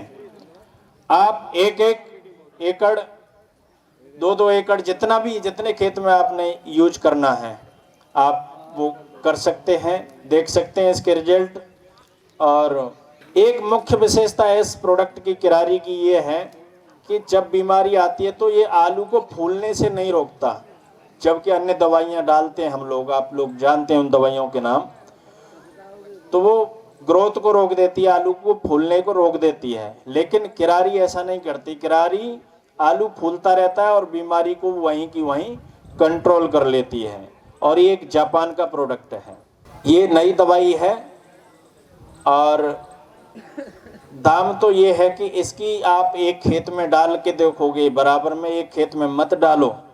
जब खुदाई हो तो हम लोगों को बुला लेना, हम इस मंच पे कह के जा रहे हैं। हमने अभी डाटा दिखाएंगे, आपके क्षेत्र के लोगों का ही डाटा है, बराबर जगह खुदवा के हमने दिखाई है। क्वालिटी जो धान का आलू मैं अपने खेतों में यूज किया है पिछले 2 सालों से, धान का आलू कैसा निकलता है, बढ़िया निकलता है देखने में। लेकिन जब कोल्ड स्टोर से जब बेचने जाते हैं तो कैसा होता है, काला पड़ जाता है। लेकिन जहाँ किरारी डली होगी, मैंने अपने खुद खेत में यूज करके देखा है, जहाँ किरारी डली होती है क्वालिटी जैसी की तैसी निकलती है। और पहले मेरा आलू जो है घटिया रेटों में बिकता था, कम रेटों में बिकता था। लेकिन जब से मैंने किरारी का प्रयोग किया है, आलू की गुणवत्ता, आलू में सड़ा कम होता है। तो 200 ml किरारी का प्रयोग करना है। ये मुख्य रूप से जो बीमारी है लेट ब्लाइट की, पछेती झुलसा, चुर्री जैसे आप बोलते हैं, वो जनवरी के मंथ में आती है। मौसम जब खराब होने लगता है, रात को ठंडी बढ़ जाती है, रेट भी बता देंगे बाबा। तो ये दवाई किसानों के लिए बहुत अच्छी उपयोग साबित हुई है। ये जहां हमने डलवाया है, हमने ये दवाइयों पे ये धागे भी बांध के देखे हैं। नई जो पत्ती आती हैं बिल्कुल एकदम बढ़िया आती हैं, अच्छी क्वालिटी की आती हैं। ये धागा आप देख रहे हैं, धागे बांधी हमने किसान के खेत में कि जहां बीमारी है वहीं की वहीं बीमारी को ये कंट्रोल कर लेता है और आलू फूलता रहता है, बीमारी से खेत को बचा लेता है। लेकिन आप सभी जानते हैं जब लेट ब्लाइट आती है तो आलू का रेट क्या हो जाता है, उस चीज को भी हम लोगों को ध्यान रखना पड़ेगा। कंट्रोल प्लाट है और किरारी ट्रीटेड प्लाट है, वहीं की वहीं पत्ता जो है सूख गया है, बीमारी को आगे बढ़ने नहीं दिया है किरारी ने। ये देखो, जहाँ किरारी लगाया खेत खड़ा है अभी भी, और जहाँ किरारी नहीं है वहाँ, ये पिछले से पिछले साल जब बीमारी आई थी, आपके शायद रिश्तेदार भी होंगे टूंडला एरिया में, आप उधर बचगांव में, कन्नौज में, वहाँ पे भी आप बात कर सकते हैं। ये हम गए, किसान ने कहा आपकी दवाई ने काम नहीं किया, हम गए तो आपस में बात कर रहे थे कि यहाँ पे जो है ऐसा हो गया वैसा हो गया। किसान ने कहा आप हमारे खेत पे चलो, हमने किरारी लगाई है। तो वहाँ किरारी गई, कह रही जी ये दो जो मेड़ है ना ये छोड़ दी हैं हमने। किसान भी तो प्रयोग करके देखते हैं कि इसमें नहीं डाली और इसमें डाली क्या फायदा होगा। तो जहां नहीं डाली थी वहां खेत खराब हो गया, 2 मेड़ खत्म हो गई थी, पैदावार में भी अंतर मिला। अब एक वीडियो है, ये आप बड़े ध्यान से सुनेंगे। मैं भी आपको कुछ क्वेश्चन पूछूंगा और कुछ इनाम दूंगा। जो भी यहाँ सही बताएगा उसको हम यहाँ स्टेज पे बुला के इनाम देंगे।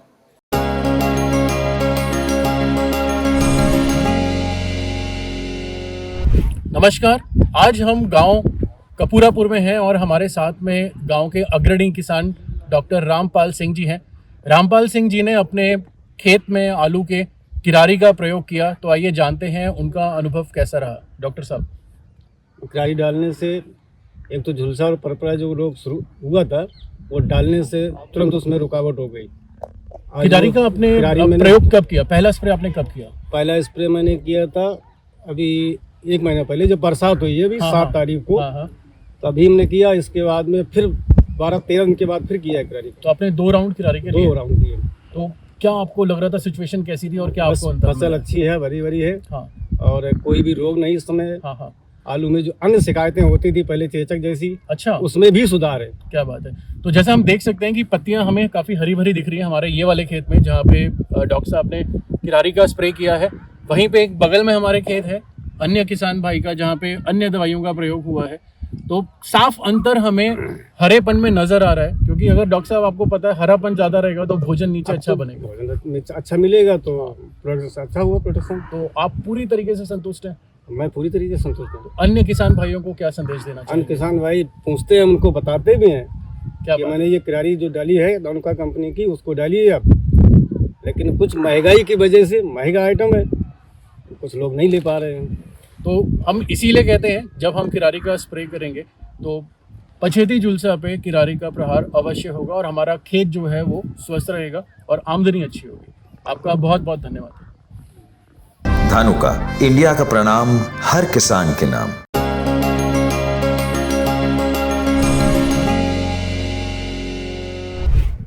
नमस्कार, आज हम अवस्थी जी के साथ में हैं। गांव का नाम है गदौरा।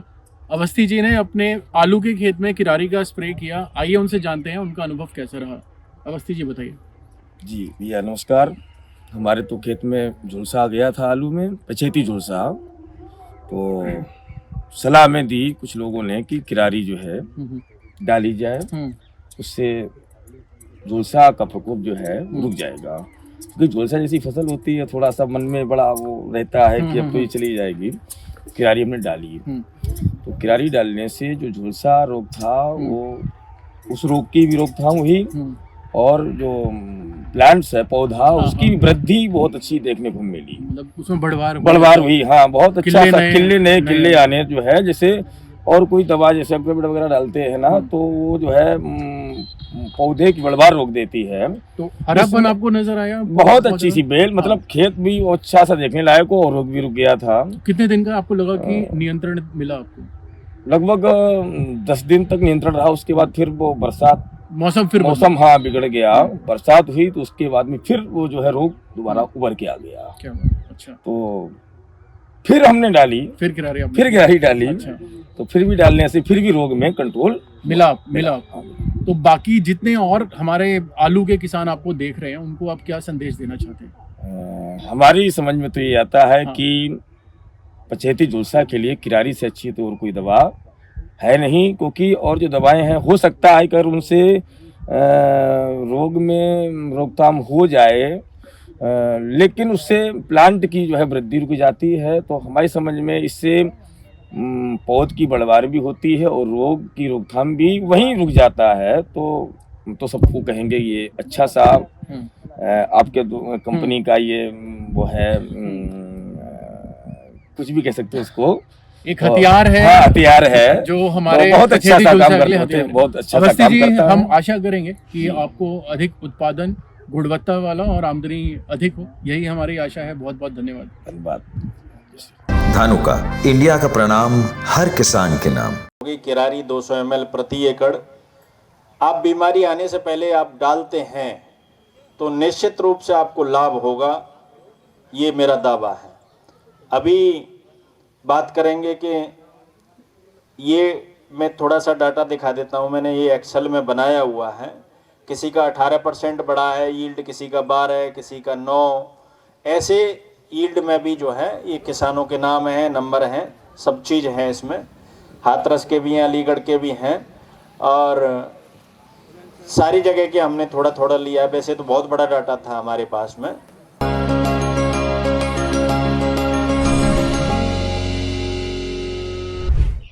मैं आर के धुरिया, आज हम लोग गांव औराई और उज्जवल तिवारी जी के खेत में खड़े हैं, जो कि जिला कन्नौज में आता है। इन्होंने अपने आलू के खेत में 21 जनवरी को जब इनके खेत में झुलसा आया था तो किरारी ला करके इन्होंने प्रयोग किया था एक खेत में, और दूसरे खेत में दूसरी दवा का प्रयोग किया था। तो आज जबकि 25 फरवरी है, हम लोग यहाँ पे इकट्ठे हुए हैं खुदाई कराने के लिए कि क्वालिटी और उत्पादन पे किरारी का क्या प्रभाव रहा। हम लोगों ने जहाँ किरारी लगा था वहाँ पे भी 5 बाई 5 मीटर एरिया की खुदाई कराई, और दूसरी तरफ जहाँ नहीं लगा था किरारी, अन्य उत्पाद का प्रयोग हुआ था, हम लोगों ने वहाँ भी 5 बाई 5 मीटर एरिया में खुदाई कराई। और खुदाई कराने के बाद उधर भी बोरे भर दिए, इधर भी बोरे भर दिए। तो अब हम उज्जवल तिवारी जी से जानते हैं कि उन्होंने इनमें क्या फर्क देखा। हाँ जी, मैंने इसमें इसका उत्पादन भी ज्यादा रहा। उसमें कितना ज्यादा रहा? उसमें 100 किलो निकला, 100 किलो आया, 100 किलो उसमें निकला, और 110 किलो इसमें निकला, जिसमें किरारी दवाई का उपयोग किया गया, और ये उत्पादन में भी काफी अच्छा बेटर रिजल्ट मिला। हाँ, मतलब आप ये कह रहे हो कि ये आलू उस खेत का है जिसमें किरारी नहीं लगा था, अन्य उत्पाद लगा था, और ये आलू उस खेत का है जहाँ पे किरारी लगा था। यानी 5 बाई 5 मीटर एरिया में आपको 10 किलो आलू ज्यादा मिला। धन्यवाद। धानुका, इंडिया का प्रणाम हर किसान के नाम। बहुत सारे डाटे हैं। अभी बात करेंगे हम जो है दवाइयों के अच्छे रिजल्ट की। आप लोगों की हमेशा ये शिकायत रहती है कि दवाइयों के बढ़िया रिजल्ट नहीं मिलते, इतनी सारी दवाइयाँ महंगी आती हैं। तो आप चाहो तो 2 मिनट में इसके बारे में और बता दूँ। बताओ।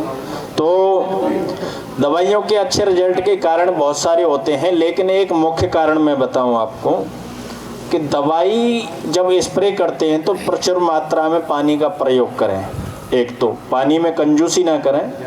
दूसरी बात यह है कि आप कुछ दवाई को चिपकाने के लिए भी डालते होंगे, डालते हैं जब मौसम खराब होता है। चिपकाने से क्या होता है, देखो पत्तों के अंदर स्टोमेटा होते हैं, जैसे रंध्र होते हैं हमारे शरीर में, उन्हीं स्टोमेटा के माध्यम से दवाई जाती है। जब स्टिकर डाल देते हैं वो दवाई को तो चिपका देते हैं, लेकिन प्रकाश संश्लेषण की जो प्रक्रिया है, भोजन बनाने वाली जो प्रक्रिया है, उसमें रुकावट डालते हैं। तो एक ऐसी दवाई के बारे में आपको बताने जा रहा हूँ कि दवाई को तो फैलाएगी, दवाई को वहाँ तक ले जाएगी जहाँ दवाई को पहुँचना चाहिए, जहाँ समस्या है। तो वो दवाई है बेडशीट। ये क्या है, ये एक टेक्नोलॉजी है। आप सभी टेक्नोलॉजी का प्रयोग करते हैं भाई। मोबाइल क्या है, टेक्नोलॉजी है, पैसा ट्रांसफ़र करना है, बहुत सारी चीज़ें करते हैं। ये ट्रांसफ्लोएम टेक्नोलॉजी है। पौधे के अंदर 2 तरह की गतिविधियां होती हैं। एक होती है जाइलम। जाइलम क्या है, जड़ के माध्यम से भोजन को पत्ते तक पहुंचाना, और दूसरा होता है फ्लोएम, पत्ते से जो भी भोजन बन रहा है उसे जड़ तक पहुंचाना। तो ये जो दवाई है हमारी बेडशीट, ये जहाँ पे भी समस्या है वहीं दवाई को ले जाती है।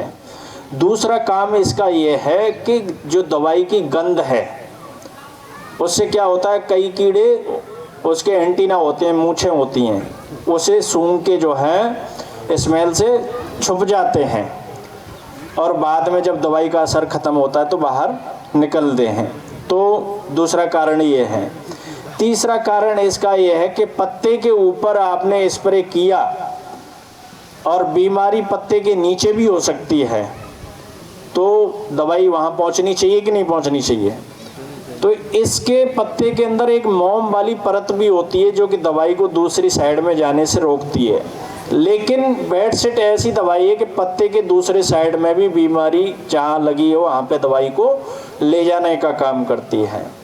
और चौथा काम इसका ये है कि दवाई जब बच जाती है, आपने स्प्रे किया, पत्तों पे दवाई बची हुई है, रात को ओस पड़ी तो दवाई दोबारा से रीएक्टिवेट हो जाती है। ऐसा मान लो कि दोबारा से आपने स्प्रे कर दिया हो। एक और मुख्य फायदा है इसका, बीमारी कहाँ लगती है, फफूंद कहाँ लगती है बताओ? घरों में लग जाती है ना। कहाँ लगती है?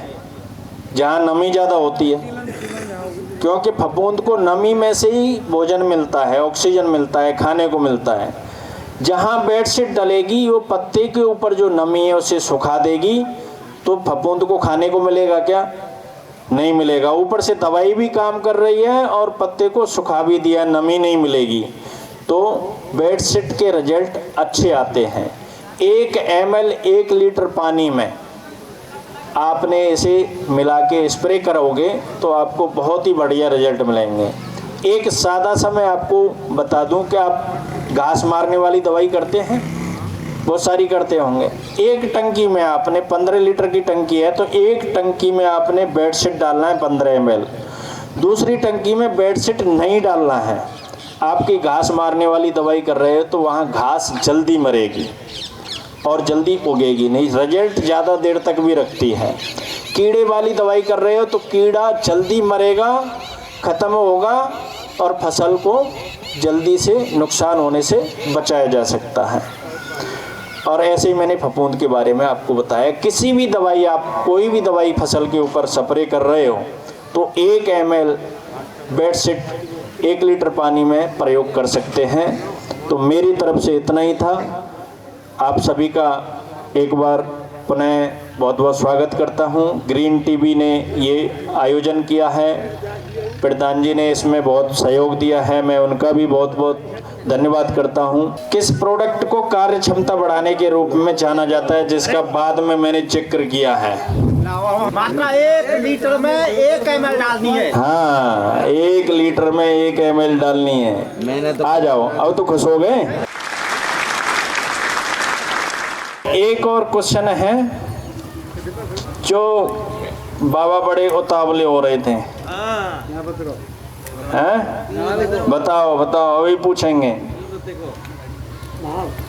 इन्होंने सही बताया, ये जो है कि बेडशीट कोई भी स्प्रे कर रहे हो 1 ml 1 लीटर पानी में प्रयोग कर सकते हैं आप दवाइयों के साथ में। वो कौन सा प्रोडक्ट है जो कि लेट ब्लाइट को प्रभावी तरीके से नियंत्रित करता है? भैया जी किरारी है, किरारी। कितनी डलेगी? 200 ग्राम। 200 ml। तो आ जाओ बाबा। एसडीओ एग्रीकल्चर आमंत्रित करूंगी आपको मिलेट्स की खेती पर जानकारी दें। धन्यवाद। 12 मई के सभी किसान भाइयों और बहनों, यहाँ पे उपस्थित हमारे कृषि विभाग के एसएमएस और एडीओज और हमारे टीएसी, बीटीएम, एटीएम, साथ ही ग्रीन टीवी और धानुका कंपनी, किसान भाइयों, आप सभी का यहाँ पे स्वागत है। मैं यहाँ पे क्योंकि मैं नारी शक्ति को बहुत प्रोत्साहन दिया जाता है और ये देख के बड़ा दुख हुआ कि कोई भी महिलाएं जो है प्रश्नोत्तर कार्यक्रम में पार्टिसिपेट नहीं की या तो वो ध्यान से सुन नहीं रही थी।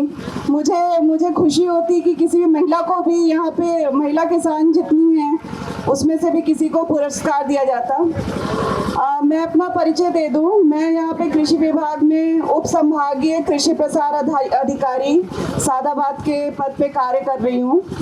मेरा नाम विभाती चतुर्वेदी है। किसान भाइयों, यहाँ 12 मई में तो मैं पहले भी आ चुकी हूँ। इस तरह के कार्यक्रम में मैंने प्रतिभाग नहीं किया है, पर मैं यहाँ पहले भी आ चुकी हूँ। जहाँ तक बात है हमारे कृषि विभाग की, तो आपको पता ही है कि कृषि विभाग में हमारा एक तहसील लेवल कार्यालय भी होता है जो एसडीओ का कार्यालय होता है। मेरे ख्याल से आप सभी लोगों ने देखा होगा जो हमारे उप संभाग का कार्यालय है और वहीं पे बीज गोदाम भी है और हमारे जो कृषि रक्षा रसायन का वहाँ पे गोदाम है। किसान भाइयों, यहाँ पे बहुत सारी जानकारी हमारे जो उप कृषि निदेशक महोदय हैं, जो डीडी साहब हैं, उन्होंने बहुत सारी जानकारी दी और हमारे जिला कृषि अधिकारी जो है उन्होंने भी बहुत सारी जानकारी दी। किसान भाइयों, कृषि विभाग की बहुत सारी योजनाएं चल रही हैं, आपको उसके बारे में जानकारी तो होगी ही। किसान सम्मान निधि जो है, सबसे बड़ी जो योजना चल रही है किसान सम्मान निधि है। तो यहाँ पे मैं उम्मीद करती हूँ सभी किसान भाइयों को किसान सम्मान निधि योजना का लाभ मिलता होगा। कुछ किसान भाई जिनके किसान सम्मान निधि नहीं आ रही है, वो किसी कारणवश नहीं आ रही होगी, या तो उनका जो अकाउंट है उसे आधार लिंक नहीं होगा, या उनकी लैंड की सीडिंग नहीं हो रही होगी, या कोई कारण होगा। तो इसको कारण जानने के लिए आप लोग पहले तो ऑनलाइन भी पता कर सकते हैं। ऑनलाइन व्यवस्था में आपका आधार नंबर डाल करके या जो आपका रजिस्टर्ड मोबाइल नंबर डाल करके आपकी किसान सम्मान निधि की क्या स्थिति है वो पता चल जाएगी। आपकी कितने इंस्टॉलमेंट डाले गए आपके खाते में और कौन कौन सा इंस्टॉलमेंट नहीं गया और किस कारण से नहीं गया, ये भी उसमें रहता है। और कोई भी जानकारी आपको, मान लीजिए आपकी किसान सम्मान निधि नहीं आ रही है, तो हमारे यहाँ पे जो कर्मचारी कार्यरत हैं श्री राधा किशन जी, आप उनसे भी संपर्क कर सकते हैं, या तो कृषि विभाग में हमारे एसडीओ कार्यालय जो सादाबाद में स्थित है वहाँ आ सकते हैं, या हमारा कृषि विभाग का जो मेन कार्यालय हेड ऑफिस है वहाँ भी संपर्क कर सकते हैं। बहुत सारी योजनाओं की चर्चाएं हो गई है कृषि विभाग की। किसान भाइयों, यहाँ से मैं बता दूं, जो प्रधानमंत्री फसल बीमा योजना है जिसमें आप अपनी फसल का बीमा कराते हैं, तो जो रबी क्रॉप का जो बीमा आप कराएंगे वो 31 दिसंबर तक इसकी डेट है। तो 31 दिसंबर तक आप अपनी फसल का बीमा अवश्य करा लें। इसमें जो बीमा का प्रीमियम है ये 1.5% है। और फसल बीमा के संबंध में कोई भी जानकारी चाहिए आपको तो वो ऑनलाइन भी उपस्थित है। फिर हमारे कृषि विभाग का जो हेड ऑफिस है डीडी ऑफिस, वहाँ जो बीमा से संबंधित जो कर्मचारी हैं वहाँ उपस्थित रहते हैं। सरकार जो ये साल जो मना रही है वो मिलेट वर्ष के रूप में मना रही है, तो कृपया आपसे निवेदन है थोड़ी देर बात सुन लें, उसके बाद इसको बांटें। जो भी बांटा जा रहा है थोड़ी देर सुन लें। आपसे निवेदन है थोड़ी देर रुक जाए, 2 मिनट का समय और चाहिए। किसान भाइयों, जो भी यंत्र की योजना, जो भी कृषि विभाग की योजनाएं चल रही हैं उनकी जानकारी, यंत्र का जो डेट था वो तो खत्म हो गया है। आपको पता ही है ऑनलाइन टोकन के माध्यम से ये जो यंत्र जो आप बुक कराते हैं वो ऑनलाइन टोकन के माध्यम से होता है। तो इस तरह की बहुत सारी हमारी योजनाएं चल रही हैं। आपसे जो भी हमारी कृषि विभाग की योजनाएं चल रही हैं उसमें जो कृषि रक्षा से जो योजनाएं चल रही हैं उसमें जो हमारे रसायन मिलते हैं कृषि विभाग में उसमें 50% तक अनुदान है, और जो बायो पेस्टिसाइड है ट्राइकोडर्मा और बेवेरिया उसमें 75% तक अनुदान है। इन सब जानकारी आप हमारे जो भी यहाँ पे सादाबाद में कार्यालय है आप वहाँ से ले सकते हैं। मिलेट्स की बात तो हमारे जितने भी बाकी यहाँ पे अधिकारी हैं उन्होंने बहुत सारी बातें की हैं। मिलेट्स मतलब सावा कोदो जिसको आप मोटा अनाज कहते हैं, ये साल मिलेट वर्ष के रूप में मनाया जा रहा है और मिलेट्स को श्री अन्न भी कहा जाता है। तो उसमें ये बात मिलेट्स के लिए हम ये कहेंगे कि भाई आपको रोज नहीं खाना है, हफ्ते में 2 दिन भी आप इस तरह का भोजन आप करेंगे तो आपके हेल्थ के लिए ये बेनिफिशियल होगा। मिलेट्स मैं अपनी थोड़ी पर्सनल बात बताऊं कि मुझे एक डॉक्टर है जो फेमस यहाँ पे एक डॉक्टर है इंडिया में, उनको मिलेट मैन कहा जाता है। वो सिर्फ मिलेट से ही इलाज करते हैं, सामा कोदो ये सब जो है जो भी मोटा अनाज है उनसे वो इलाज करते हैं। तो इसका मतलब ये एक मेडिसिनल क्वालिटी है। लेकिन हम क्या है कि हमारी जो जवान है उसको हमको चावल और गेहूं की आदत लग गई है।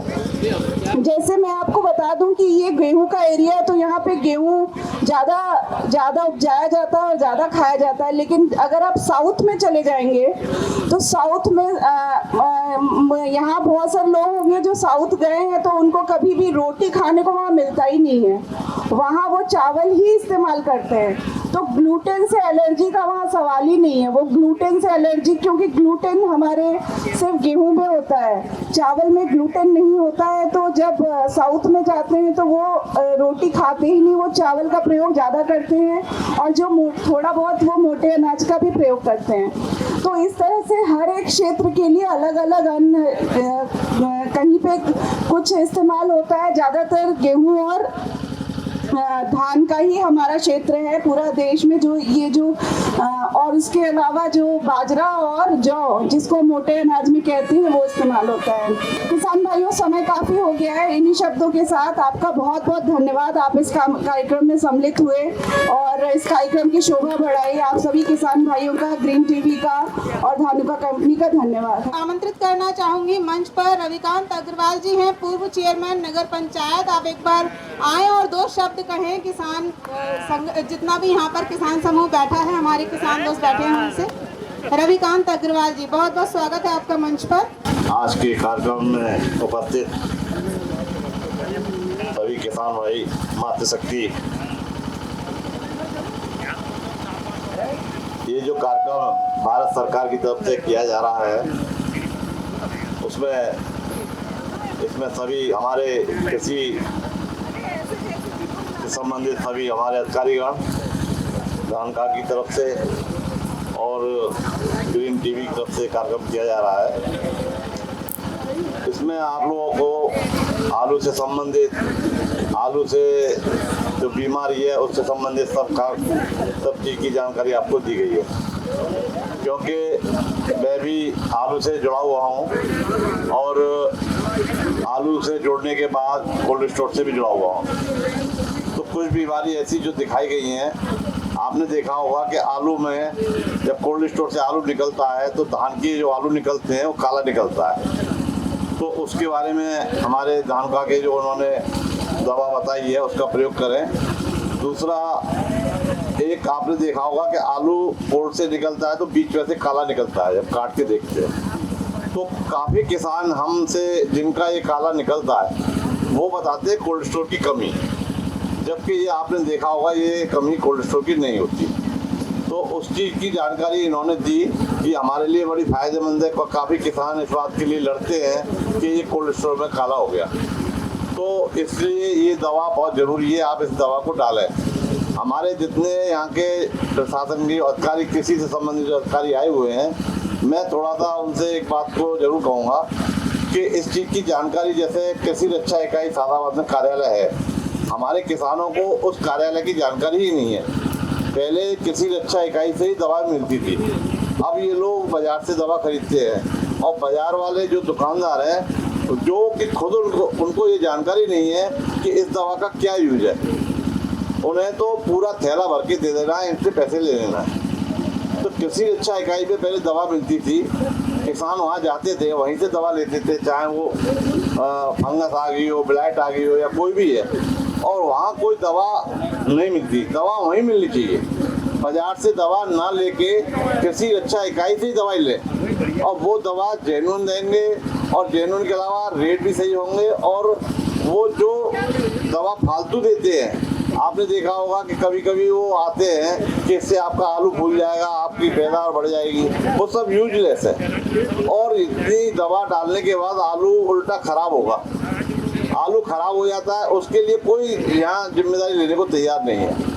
इसलिए मेरा सभी अधिकारियों से यहाँ जो बैठे हैं उनसे एक ही निवेदन है कि वो जो दवा मिले, कृषि रक्षा इकाई में ही दवा मिले। पहले मिलती थी, अब पता नहीं मिलती है कि नहीं, अब मिलती है नहीं दवा। अभी आलू का क्षेत्र है, अभी अपनी समस्या बता रहा हूँ मैं। आलू के क्षेत्र में जब ये पूरा कार्यक्रम हो रहा है, आलू से संबंधित हो रहा है, तो सबसे बड़ी समस्या तो आलू की दवा की है। तो मेरा थोड़ा सा एक वो है, मेरा ये नहीं है कि आप इस चीज़ को थोड़ा सोच के आगे रखें जिला स्तर पर, जिससे कि दवा कृषि रक्षा इकाई में उपलब्ध हो। और दूसरा, क्योंकि उसका कारण मैं बता रहा हूँ, कृषि रक्षा इकाई में जो दवा आप देंगे, आपने इतनी बढ़िया जानकारी दी, ये हम लोग फालतू पैसा खर्च करते हैं। आप सादाबाद में दुकान पे चले जाओ, सब्जी मंडी में पूरे में दवा है, लेकिन उन दुकानदारों से पूछा जाए कि दवा में क्या है, किस लिए दी जा रही है, उन्हें खुद जानकारी नहीं है। उन्हें तो अपने पैसे से मतलब है, कमाई से मतलब है। और किसान, आलू महंगा बिक जाएगा तो आज दवा ले आएगा 10,000 रुपये की, और मद्दा मिलेगा तो लाएगा 2000 की। किसान जो है आलू की दवा के यूज से नहीं है, उसका हिसाब है आलू का महंगा बिकना, और महंगे बिकने से वो दवा और ज़्यादा डालता है और उसका जो है नुकसान होता है हमेशा। तो इस चीज़ को जानकारी के लिए कृषि शिक्षा इकाई में जो है बताएं, और शर्मा जी ने इतनी अच्छी जानकारी दी, भाइयों में दी, उसमें हमारा पैसा भी नहीं लग रहा है, वही दवा लगाई जाए, हम क्यों और पैसा फालतू करें। तो बहुत अच्छा लगा आज का कार्यक्रम है। दूसरा जो मोटे अनाज की बात आती है, मोटा अनाज करने के लिए, तो मोटे अनाज का बीज भी यहाँ मिले, जैसे कि बीज नहीं मिलता, सीड तो कहीं मिला उसी को तभी तो करेंगे, तो सीड नहीं मिलता तो करेंगे का। तो 2-3 मेरे थोड़ा से बातें हैं, इसका थोड़ा सा आगे थोड़ा ध्यान रखा जाए और किसानों को उसी हिसाब से। तीसरा, ये किसान जैसे हमने चौपाल लगाई, सब लोगों को जानकारी हुई है, तो गांव-गांव जाके खुद ही, ये नहीं है कि किसान आए तभी जाए, हर गांव में एक विजिट हो हमारे अधिकारियों का किसी तरह से, और विजिट होता है तो वहाँ एक नुक्कड़ सभा करके एनएसडी की जानकारी देती है, तो बहुत अच्छा रहेगा। और ये हमारे मोदी जी की जो योजना है, सब योजनाओं का लाभ मिलेगा। इसके बाद बात कह के मैं अपना बात खत्म करता हूँ। बहुत बहुत धन्यवाद। शशि चौधरी जी, रविकांत अग्रवाल जी, गिरधर गोपाल सारस्वत जी, संतोष शर्मा जी, विभाती चतुर्वेदी जी, कृपया सभी मेहमान जो हमारे उपस्थित हैं यहाँ पर, जितने भी मेहमान उपस्थित हैं, प्लीज़ स्टेज पर आएँ और जो हमारे किसान हैं उनको सम्मानित करें। मैं एक एक करके जितने भी हमारे फार्मर्स हैं उनके नाम लूँगी, और कृपया जल्दी जल्दी आइएगा क्योंकि समय बहुत ज़्यादा हो चुका है। सरदार सिंह सन ऑफ झंडा सिंह, बच्चू सिंह जी हैं सन of Charan Singh, Sanju Seth son of Chandraman Singh, Bhudev Singh son of Rajendra Singh, Bhan Singh son of Lala Ram, Radha Krishna son of Ramdas Singh, Hukum Singh son of Ghanshyam Singh, रघुवीर Singh ji, Chandrapal Singh son of Hari Singh, Mool Chand Bhagat, Ram Niwas Gautam ji, Hari Prasad Singh son of Babulal, Bhagwan Singh son of Jokharam, Veeri Singh son of Charan Singh, Shyamlal Singh, Mukhtiyar Singh Kheda बड़ामई, कारे सिंह सन ऑफ लीलाधर सिंह, नवाब सिंह घाटमपुर, गुड्डू सिंह दकरई से, धानुका एग्रीटेक लिमिटेड। सभी का बहुत बहुत शुक्रिया ग्रीन टीवी की इस चौपाल में सहयोग करने के लिए। और किसान चौपाल होती है किसानों से, तो सबसे ज़्यादा स्वागत शुक्रिया मैं किसानों का करना चाहूँगी। बरामई के तमाम किसानों का, आसपास के गाँव से आए तमाम किसानों का बहुत बहुत शुक्रिया जिन्होंने इस किसान चौपाल में सहयोग किया, तमाम कृषि विशेषज्ञ की बातों को ध्यान से सुना, और महिला शक्ति का खास तौर पर शुक्रिया जिन्होंने अपने घर से समय निकाल कर यहाँ पर अपना वक्त दिया और तमाम बातों को ध्यान से सुना। बहुत बहुत शुक्रिया आप सभी का, धन्यवाद। देखिए ग्रीन टीवी YouTube पर भी, बस सब्सक्राइब करें और बेल आइकन दबाएं।